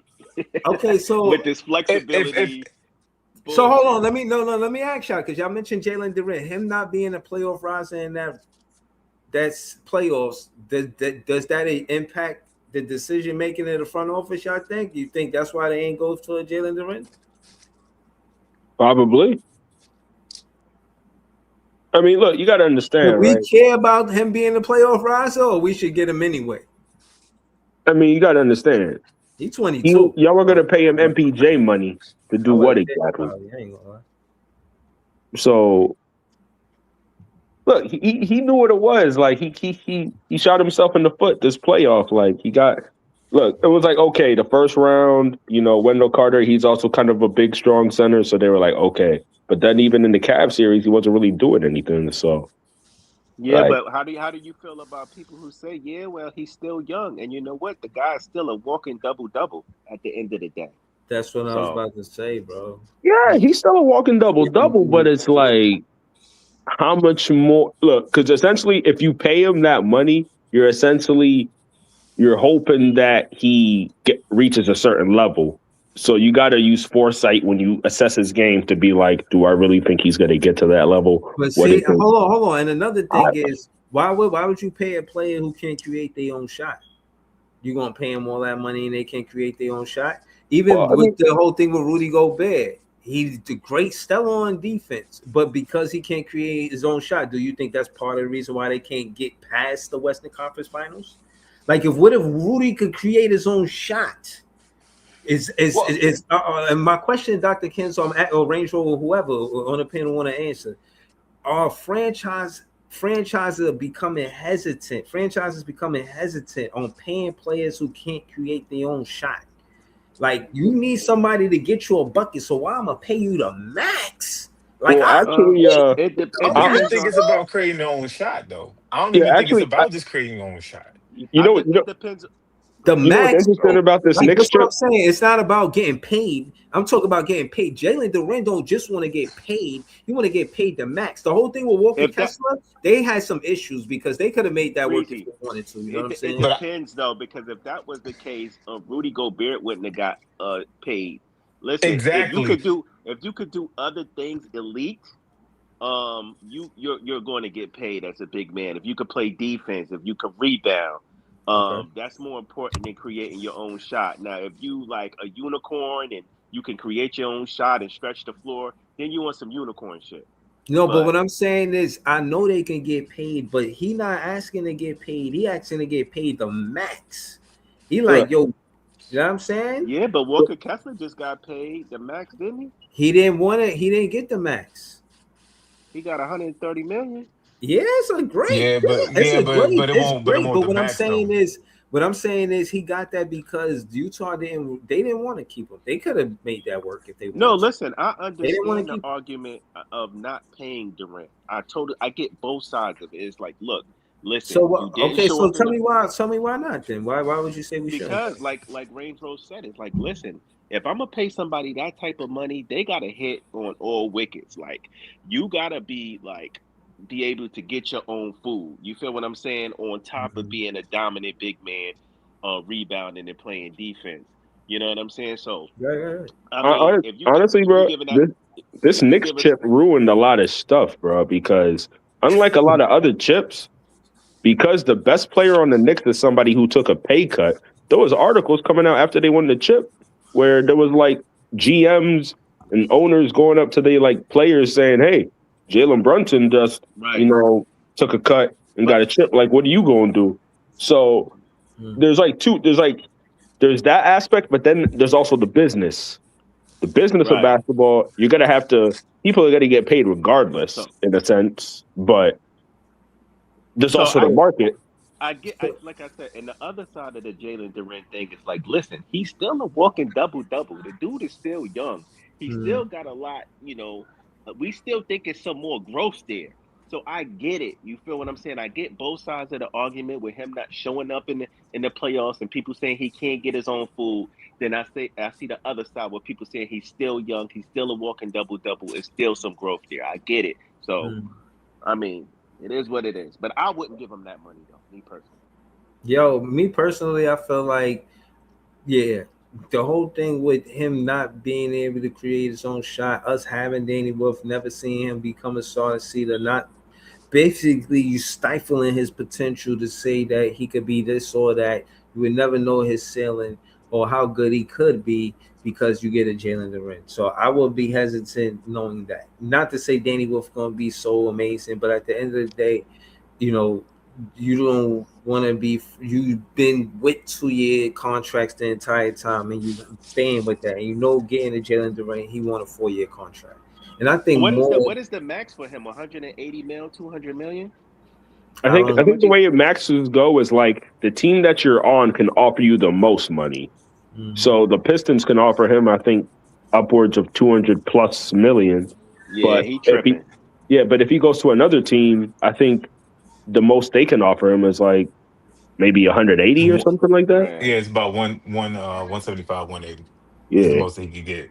Yeah, I love Jalen Duren, but I'm not giving him that. I'm sorry. And he don't deserve that. You know, not from us. He can't rise to the occasion.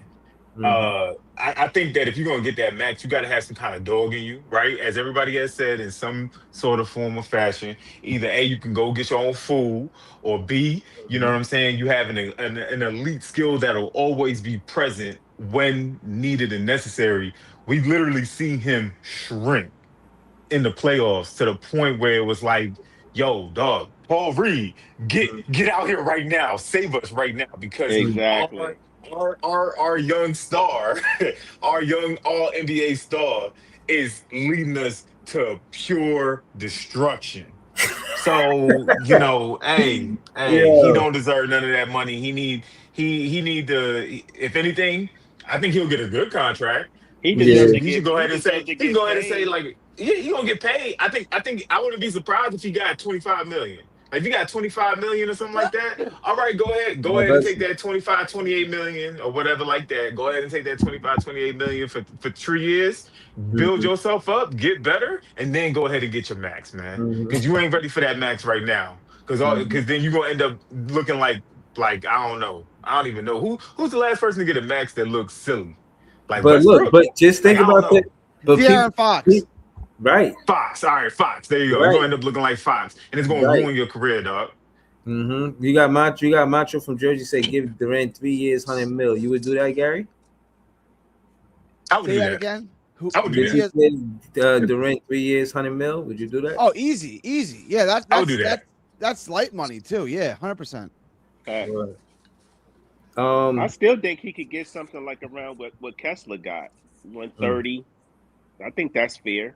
I mean, for the Pistons' sake, they need to do that sign and trade with the Kings because, I mean, at this point, I feel like similar to Jaylen Brown, I mean, he's already been entertaining these teams to, like, in a sense where it's like he's ruining the chemistry, you would think, right? So, you guys like Murphy better than Brown?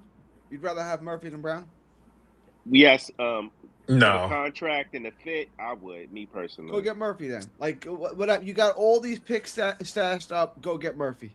Go give him the bag for Murphy. Like, go bring an impact player in there. Like, if you have a backcourt of Brown, Murphy, you put Jaeger at the 3, Porter at the 4. Now all we need is a 5, and a 5 will be sufficient. It'll be okay. We got Sharp and so what do you do with Randall? Be okay. Gary, what do you do with Randall? You gotta put Randall at the 4. That Murphy trade has to include MPJ. Yeah, I'm gonna be honest. Like, I don't see. Put like can it include Randall? Does New Orleans want Randall back?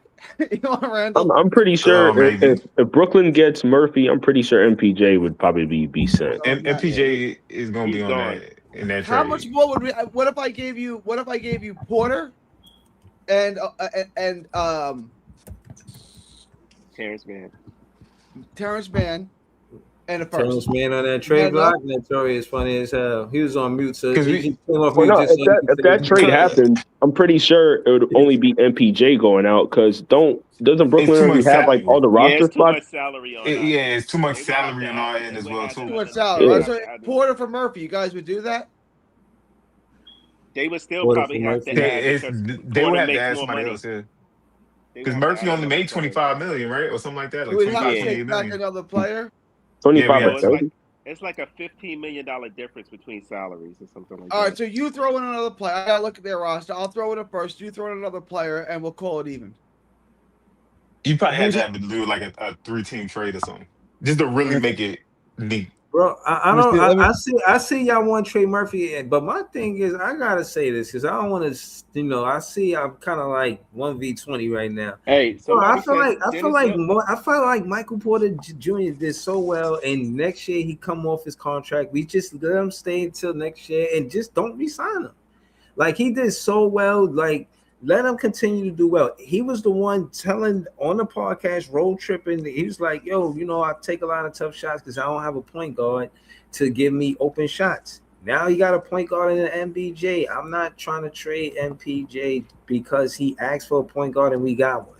I want to see what this team assembled look like. I just want to see what it look like. I know we ain't gonna win the championship, but I'm saying keep Michael Porter Jr. Just don't resign. That's Hey, all. what do you think Well, about if we what don't, Dennis then that's a Dennis waste of assets, though, bro. But That's a what waste of Dennis assets, Milton man. said in the comments makes sense. He said send Terrence Mann. Him and Trey make around the same amount, but I don't think they would want Terrence Mann though. They don't want Terrence Mann. They Terrence Mann ain't don't gonna do want his nothing for ass. them. You guys Nobody got wants to. him. I'm looking at the Pelicans' salaries. Between Jordan Poole and DeJounte Murray, they're paying them $62 million next year. Wow. So then they really don't even want an MPJ neither, because let's be 100% honest. Jordan Poole just throw up shots.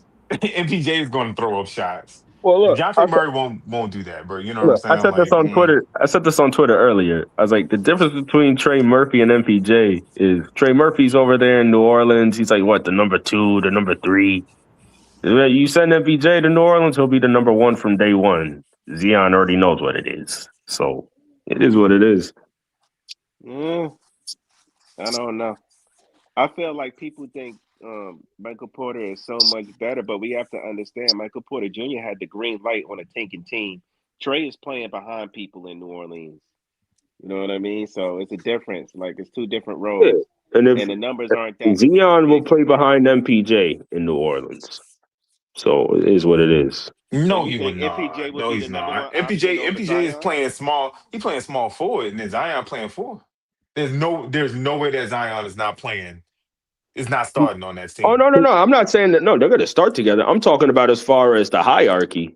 No, you think he gonna be the number one option over Zion? No, he's not. He No, he's not, not. bruh. He's So not. what, He's not. He's not. so what Gary said, they have a lot of money on their books that they got to get rid of some guys. Like MPJ for Murphy is the cleanest way to go about it. Another thing is you could send Terrence Mann to like a third team. If we have to include some of these second round picks that we don't really care about, so just to get Terrence Mann's salary off the books, you do it, especially if it does lead you to Trey Murphy. Like if we could get rid of MPJ and Mann and you get a guy like Murphy back, you clear a lot of unnecessary money that you can save Hey, and get a bigger asset down the line. Like that real makes a quick, lot of don't But sense. hold on. When you New talk about Orleans down got the a line, next year he off his contract. This But, is last year's.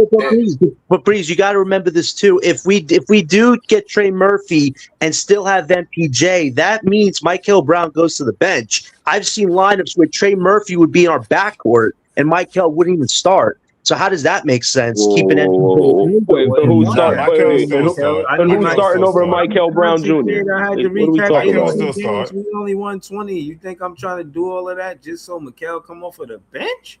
I wouldn't do that. That's why you got to trade MPJ for Murphy. It's the only way it works. You can't just have both Wait, those who's guys on starting the over team together. MBJ though? Because Diego is going to the bench. I yeah, guarantee you, Diego will go to the bench before That's Michael. crazy too. That's crazy too. We're benching our lottery picks. Like I like Murphy, but this is the only clean way of doing it is MPJ for Murphy. Any other way, you're putting your rookies in the back burner. That don't make I sense. feel you on that. Hey, Yeah, don't the New Orleans got another big man? Somebody said we can add. I it's mean, they Messi. yeah. I Yeah. would like to get him too, man. You get him, Rondo Murphy. in that. Yeah. If we do that, now you have 4 centers, and you can figure out matchups better. Well, Wolf's not a center, but you have 3 centers in Wolf. That works too. Like we can pull a big move off right now and still build.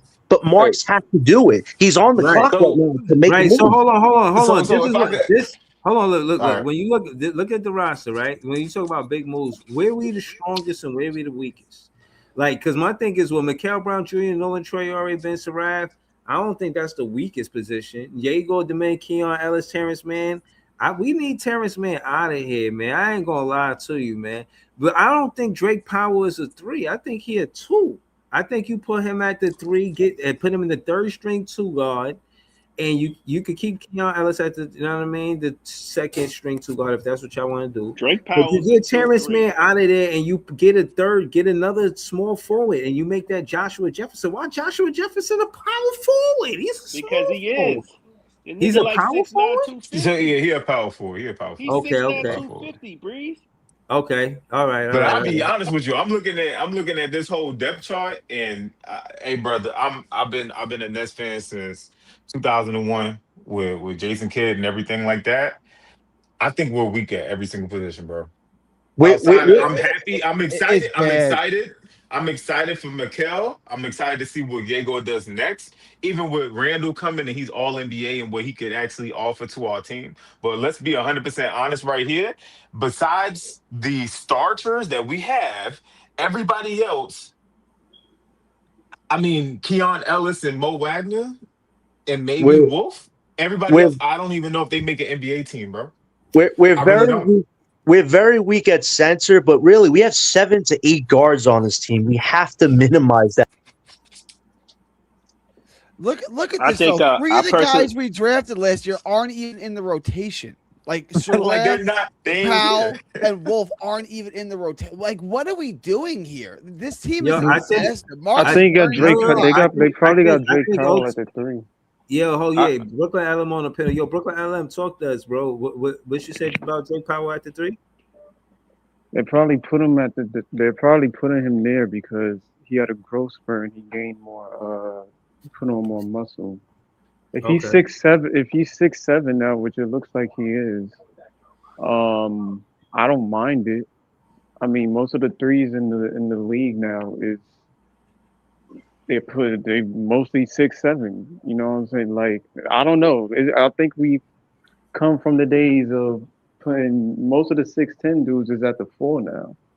Like you don't necessarily even KD is playing the 4 at times now, Houston. So I don't know. Like you see these guys 6'6", 6'7" playing the 3 now. So that's probably what they feel like is going to be Drake's power usage if he ain't good at the 2. But I mean, we'll see. If we get Trey Murphy on this team, I ain't gonna lie, bro. If MPJ is still on this team and you have Trey Murphy, that's a problem. Because realistically, that means Diego is going to the bench, and I would like to see Diego's development for the next season. So if Okay. he coming off the bench, to me, that's a failure. Like you gotta get Michael Porter Jr. with that Trey Murphy trade. That's the only way that makes sense to me. Like Mikel is probably starting, but I ain't trying to bench Diego. Like that's our first lottery pick. Like you at least want to see Nice. what expectations that he has come into the season, and he probably looking to play in the backcourt with Mikel. Like you seen him, the Nets just put out a video. You know what I'm saying? To them in practice, they look like they already got chemistry, yo. Like he probably wanted to see, like, yo, what we can do together in this backcourt. Like Word. I'm ready hey, to find out. Hey, So Diego. so Just remember, Kawhi Leonard just came back in y'all division. MPJ's eliminated Kawhi Leonard like twice in the playoffs already. So Yo, both of them gonna be in that game on Sunday, right? Saturday, because it's rookies and sophomores, right? yeah. Trey Murphy ain't ready to go shot for shot with Kawhi. MPJ is though. Mm, that'll be interesting. I think we should keep MPJ though. Like as much as I like Trey Murphy here, I feel like we should keep him and then just let him walk in free Right. agency. Like I Thank don't you. really get the Yo, I'm telling you, me and Brooklyn LM, man, we be seeing basketball the same way, man. But I'm not gonna lie, just real quick, I just kind of wanted to segue to Brooklyn LM and Gary real quick because Gary out there in Texas, from Texas to the world, and we know Brooklyn LM, like the Spurs too. What do y'all think about the additions next to Wemby in this from the draft? Do you think they get back to the finals with these additions, or is it too early to say? Too early. I think it's too early. They're the I favorite, like though. Reed and Quaintance. To be fair, if healthy, those two help out Wemby in so many ways. Like Okay. they cooked Like with how? that. Like how? Well, he doesn't necessarily. He's gonna have to be in the paint, but on the perimeter, defensively, like Quaintance can guard one. If healthy, he can guard 1 through 5, like genuinely. And then you got Reed, who, if you watch the finals, like the problem was Wemby letting Cat drive to the paint on him. Realistically, I do think with Reed and Quentin is there, he gets more help on the rebounds and on the boards and Mm. on the perimeter and in terms of defense. So now he can kind of just chill and just be like, yo, I can guard the perimeter as heavy as I want. I got Reed back there who's gonna get a rebound, and I got Quentin is back there who's gonna get a rebound. So to me, I feel like they cooked with that, and then you got Tobias Harris, who they really needed a four. I think Tobias Harris works out just fine. They needed a guy who can score on that end. I like Champagne, but shoot, you talking about you getting Tobias Harris? Yeah, they cook. They cooking. I'm not saying they're gonna be back in the finals, but LM, they definitely should be. LM, what you think? I think Rui would have been a better fit with them, me personally, than Tobias. What you think about that? I think Rui could have helped. Those probably were the two they was looking at in terms of Rui and Yeah, Tobias, but they probably went with Tobias. but Um, I More so, agree with I that. don't know. I think Rui could have definitely helped because I kind of want Vassell at the three. Like, it look good, but he really a two. Like, I don't know. Like, I feel like they need a definite wing at that spot. But Tobias is definitely gonna help them. I think Tobias helps them for sure. But Mm-hmm. Detroit lost all they niggas. I mean, they probably gonna get Duran back, but Oh, who's the hold on. I don't know. Hold on, Brooklyn. Let's go to Gary. What you think about the Spurs, Gary? They're the favorites, right? Like if you were handicapping them, who would you give the best odds to win the West to? You'd give it to San Antonio, right? Mm, Yeah. Yeah. I mean, what about the draft picks? Do you think, with to Brooklyn LM's point, are they going to be able to, what I mean, help or twin tower type shit with Wemby Yo, now? it's gonna be so hard to score off of them in the playoffs with Quittens and Wemby. It's gonna be so hard to score off of them. Like, yeah, like if you're handicapping them, they're the best team in basketball, right? Like, we all agree on that. And if they can trade Fox for a wing, it's a wrap. Like, it's a wrap. Okay. Damn. I mean, honestly, the Thunder, they That's just true. won They it the do year need a wing. before. You just think they just gonna go through the Thunder like that again? I mean, it looks like that. I mean, It did you see it what looks like Jalen that. Brown was traded for? Like if freaking Boston was listening to San Antonio's offer and was like, yo, we give you De'Aaron Fox and 2 first rounders. Like Jalen Brown on that San Antonio team. Jesus Lord. That shit would have been like that deal was so stupid. Boston could have got that. You would have had De'Aaron, a point guard that you could have paired with Tatum. And then Dylan Harper, Castle, Jalen Brown, Tobias Harris, and Wemby. Mm. You saying Brown should have went to the Spurs? That would have been tough. That would have been tough. LeBron James about to go to San Antonio and play the three. Just get another chip. Get five. Imagine. take the vet minimum. Just get another chip. That would be crazy if LeBron just Bro, I don't know. I keep seeing LeBron. They saying he should go to Philly or he should go to the Knicks to play the four. What y'all think about that? Him in Yeah, Philly. they got So you talking Draymond about Green from the trade. what? I ain't treating my Draymond Green a free agent too. I ain't gonna lie, Maxi, Edgecombe, Jalen Brown, And LeBron, LeBron at and the 4. Embiid. I ain't gonna lie, that's a Why finals Draymond Green team. become a free agent like somebody wanted besides Golden State? Golden State just gonna sign him to another deal, man. Stop Nobody playing. want that Yeah, dude, man. nobody won Draymond, yo.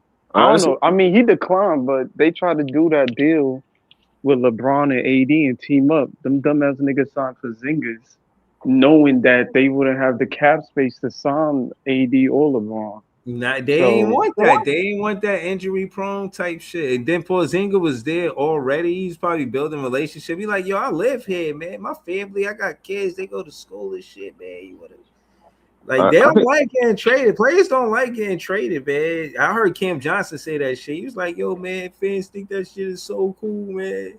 We yo, gotta do y'all see go that? man. Did y'all see that Lakers lineup? That shit look nasty. I ain't well, gonna hold Luca listen, out in 4 years. everybody gonna be fast breaking on him. Everybody. Luca is out in 2 years, yo. He ain't staying on LA. Not if that's the roster you giving him. Pre after LeBron, that's what you giving him? Damn. Shit was They much better on crazy. Dallas for Luca, man. See, Dallas might be end up better in the future. that's why I be saying they be the NBA that they was NBA West. These are the hub teams. The hub teams they always take care of the hub teams. The teams that they built the backbone of the NBA. The Lakers, the Celtics, the Knicks played the very first NBA game ever. Like they're gonna make sure that these teams are competitive. That's why LeBron came out and said what he said a year ago about the NBA is better when the Knicks are good. That's why he said that. This is part of the machine. They part of the machine. Mac Macho from Jersey said the Lakers are the Snowtime Lakers. This is hilarious. Not the Showtime Lakers, but the No, they go with the old white boys. They go with the white boy lineup. yo, This but no no, time Lakers. Yeah, no, it's crazy, right? They got Austin Reeves. They got Luke Kennard, Sandro. Laravia, yeah. Kessler. They only got. I think they only signed Colin Sexton and Grimes, which I think is like the two black people on the roster. Yo, Mhm. if I'm In not How the, many white mistaken. guys are the Lakers starting? At least 3, right? But no, but see, what I'm saying is, what I'm saying is, I understand the business of it and why Luca with the Lakers in the first place. I understand all of that, but as a player, Luca can't be happy. You can't be happy from having that Dallas situation to having this situation. Like, Yo, that's Lakers whole off season. The Lakers is making bruh, no more moves. they just totally, bruh, they disassembled this whole championship situation on a different team, brought them to a team with, bruh, they got pain to deal with. I know them Laker fans is dealing with Laker fan pain.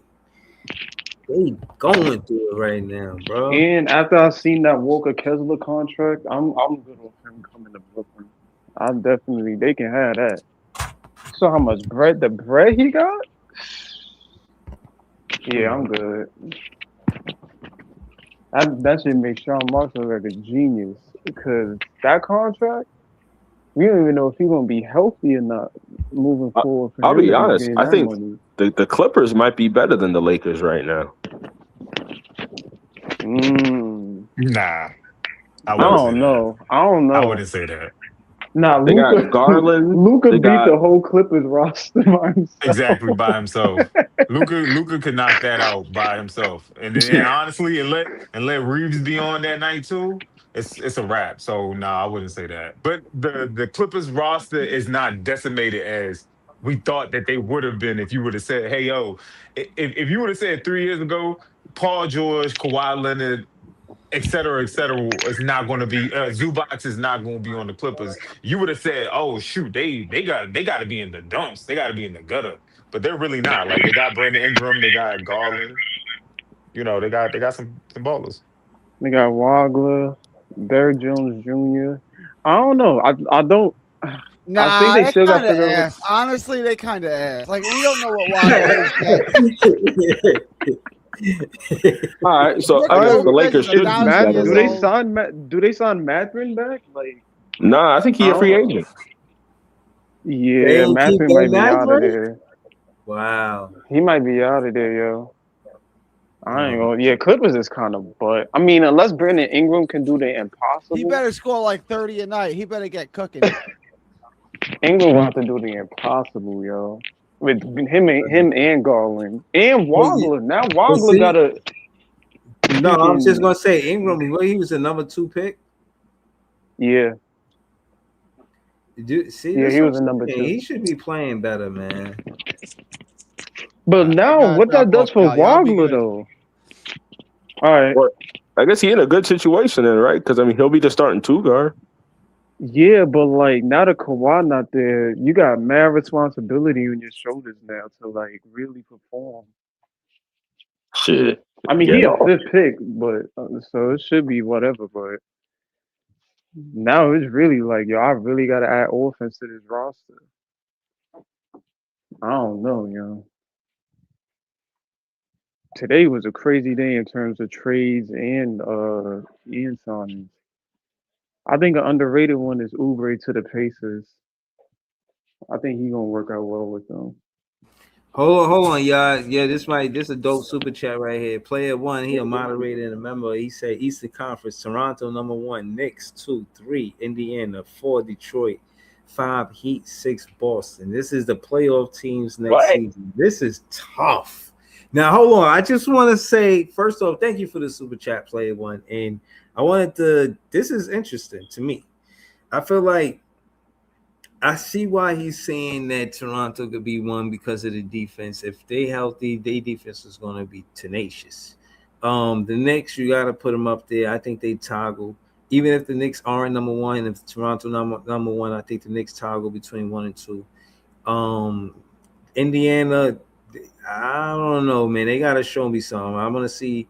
I think, and I don't know if they get off to a fast start because I don't know if Tyrese Halliburton is going to be playing with big confidence. Even if he come back, I think he's going to be playing safe, for lack of better words. You know what I'm saying? Detroit 4, yeah, I think they're in the mix somewhere. I don't think they're the number 1 seed, but they 4, 5. I kind of agree with you on that.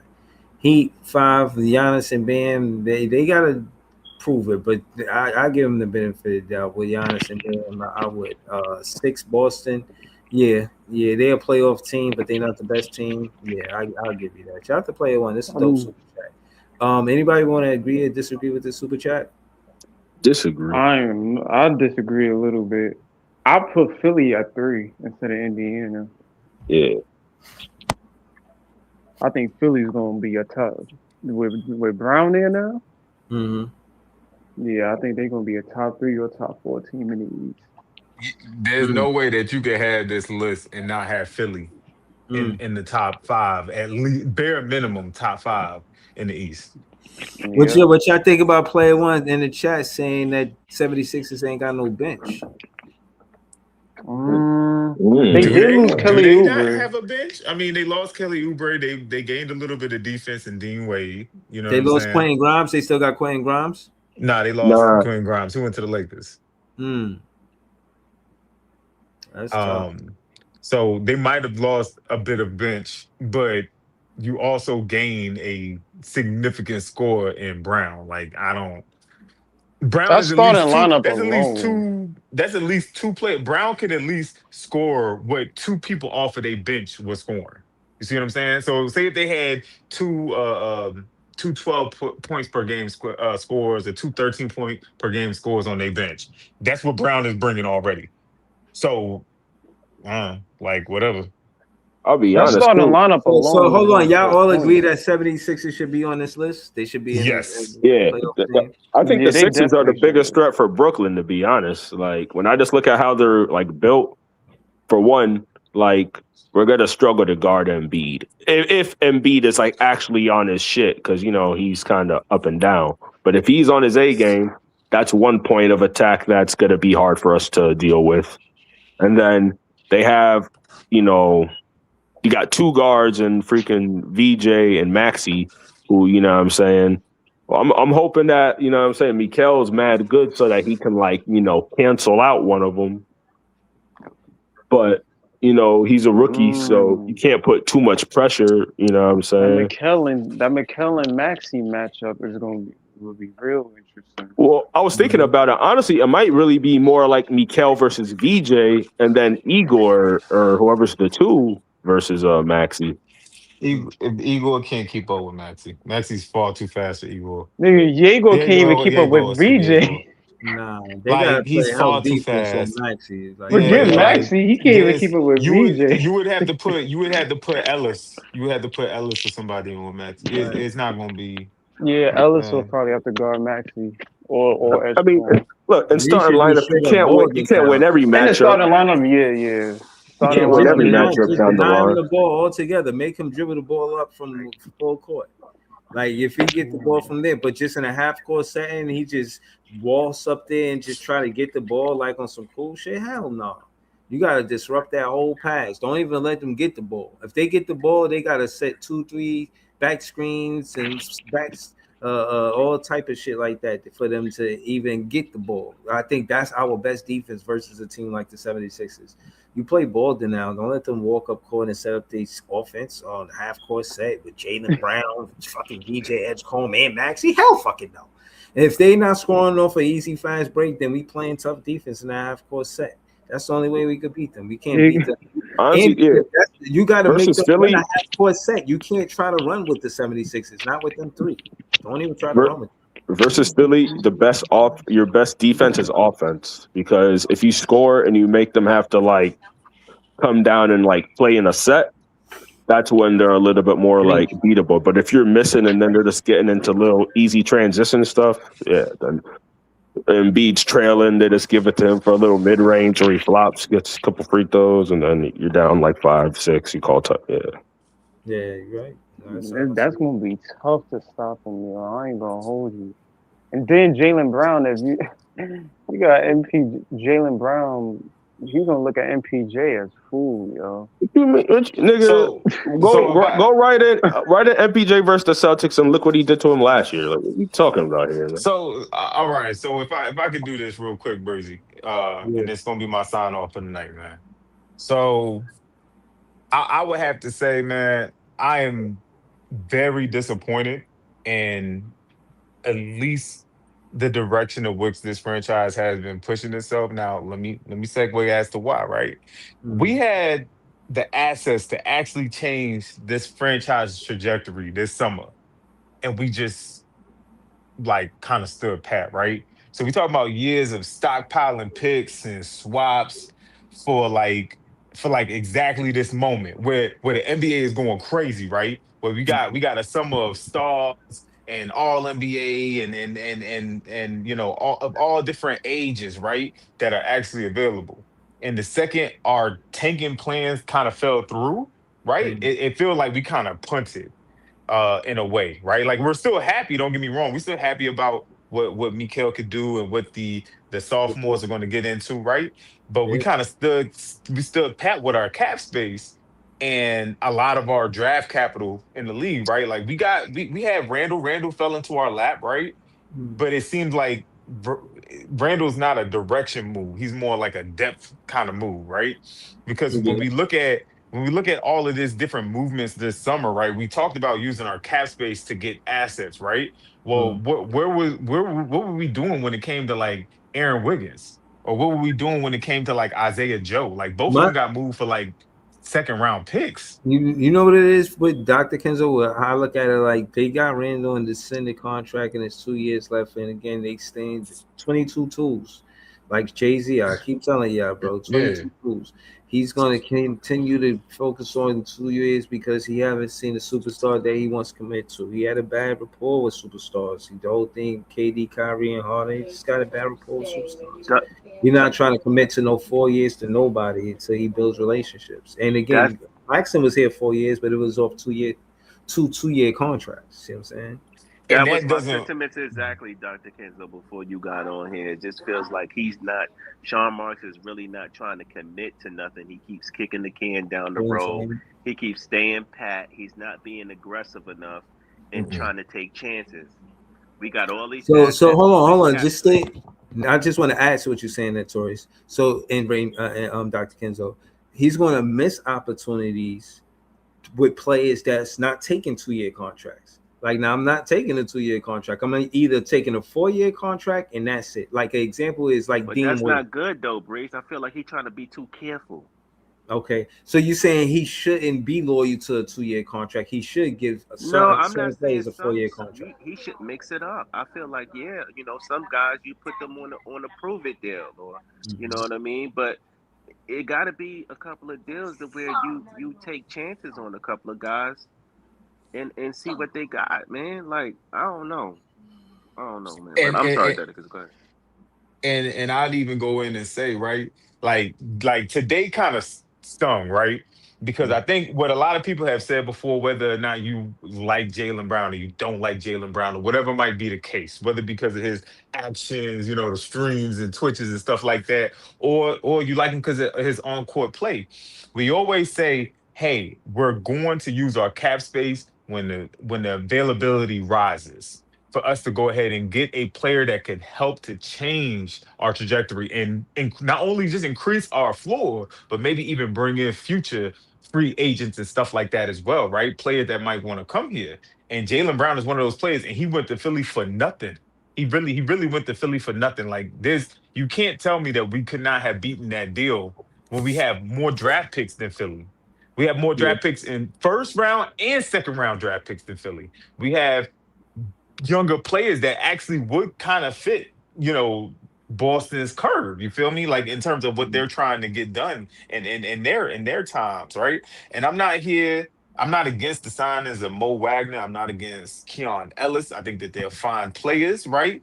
But I think that my main thing is it's clear as day to me, and I'm not trying to sound like a Debbie Downer, but it's clear as day to me. Like, there's not a lot of free agents that's looking to come here, man. Like we've been hearing, like, oh, Brooklyn Nets and Austin Rivers, but it's always been like leverage. It's never been No, like something that's really legitimate.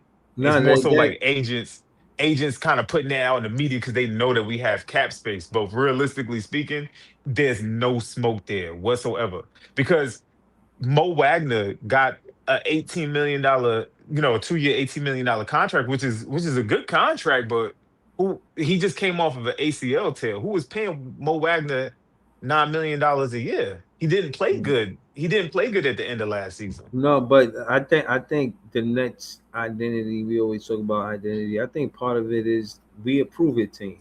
They really Hmm. give players opportunities to come in and prove what your worth is. If you're a number one option, we gonna see.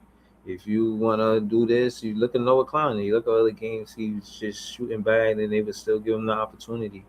In my opinion, Danny Wolf could have took his spot.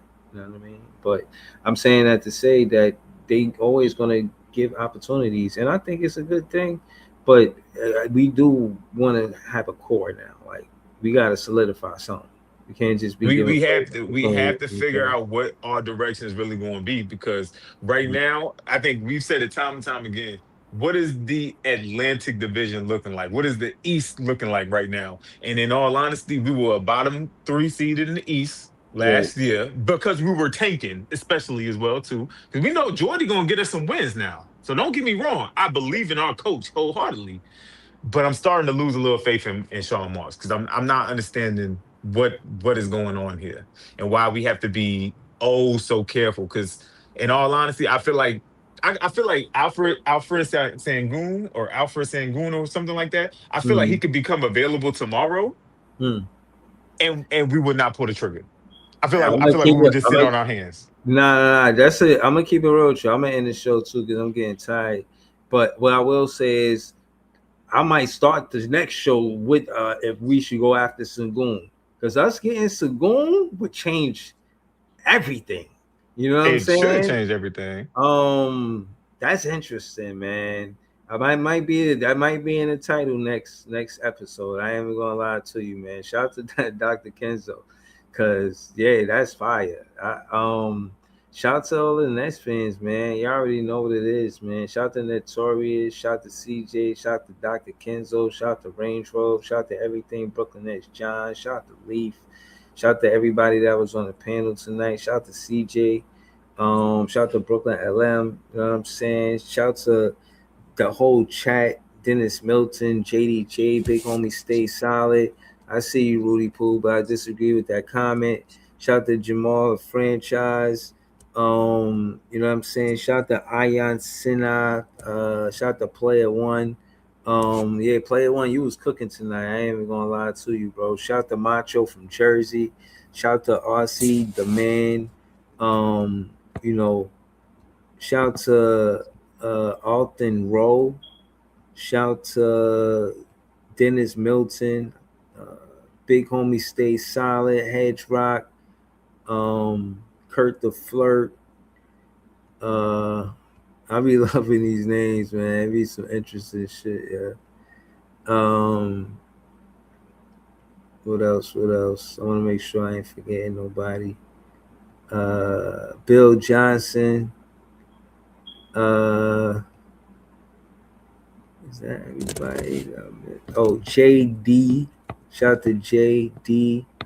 D Grant. I'm seeing some new people in the chat. Shout out to all of y'all. You know what I'm saying? I appreciate y'all.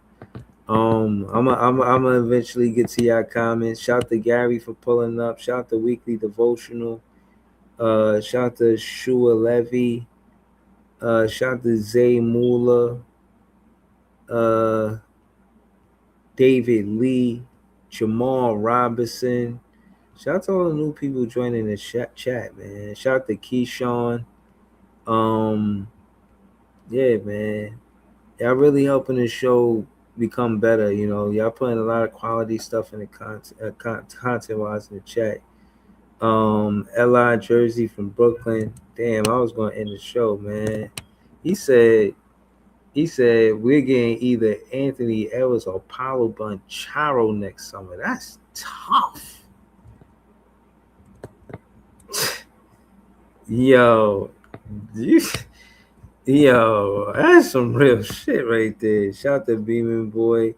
Shout out to Jellio Beeman Boy Music. Shout out to Jellio Smith. Yeah, man. Shout out to all y'all, man. Y'all already know what it is, man. I hope shout out to Christian Bellin. Shout out to Is FIFA, bro. Shout out to Adam Hurley.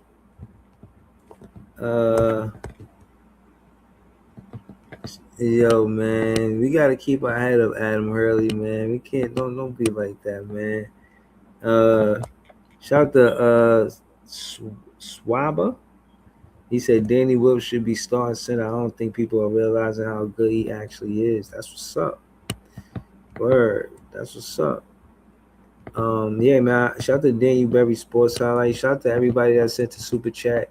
And again, not just because of the money, obviously, but because the way the topics y'all picking, the stuff y'all changing, like Player One with the top 6 picks, that was fire. Like, I like all of the super chats was fire, but I like when y'all do stuff like that. That's dope. Shout out to Sumo Pockets. Yeah, man. Shout out to all y'all, man. Word.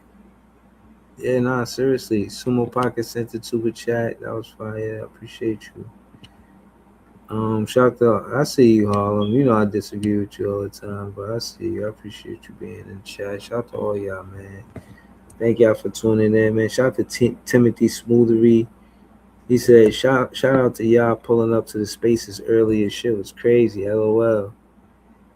Word. Yeah, man. Shout out to tag me in the spaces, man. I'll be more listening. You know, I'll be moving around. So I don't be having the time to talk. That's why I'll be pulling up late too. You know, but I'll be listening. I'll be hearing y'all in the spaces, man. Shout out to the spaces. Yo, we ain't got big media until we big media. Keep pushing content. You know what I'm saying? Oh, all right. Shout out to True King. You know what I'm saying? Shout out to you, bro. But yeah, man, we out here. Y'all already know Nets fans is the best fans. And we ain't got big media until we big media. And look around, man. We at 0, and you know what I'm saying. Look around and see who hit together at 0. You gonna get to that one NBA championship, but until then, just remember who was here, because we on our way. Well, the fan base is growing, the buzz is growing. Yeah, man. Next fans is the best fans. We're gonna be back with more content.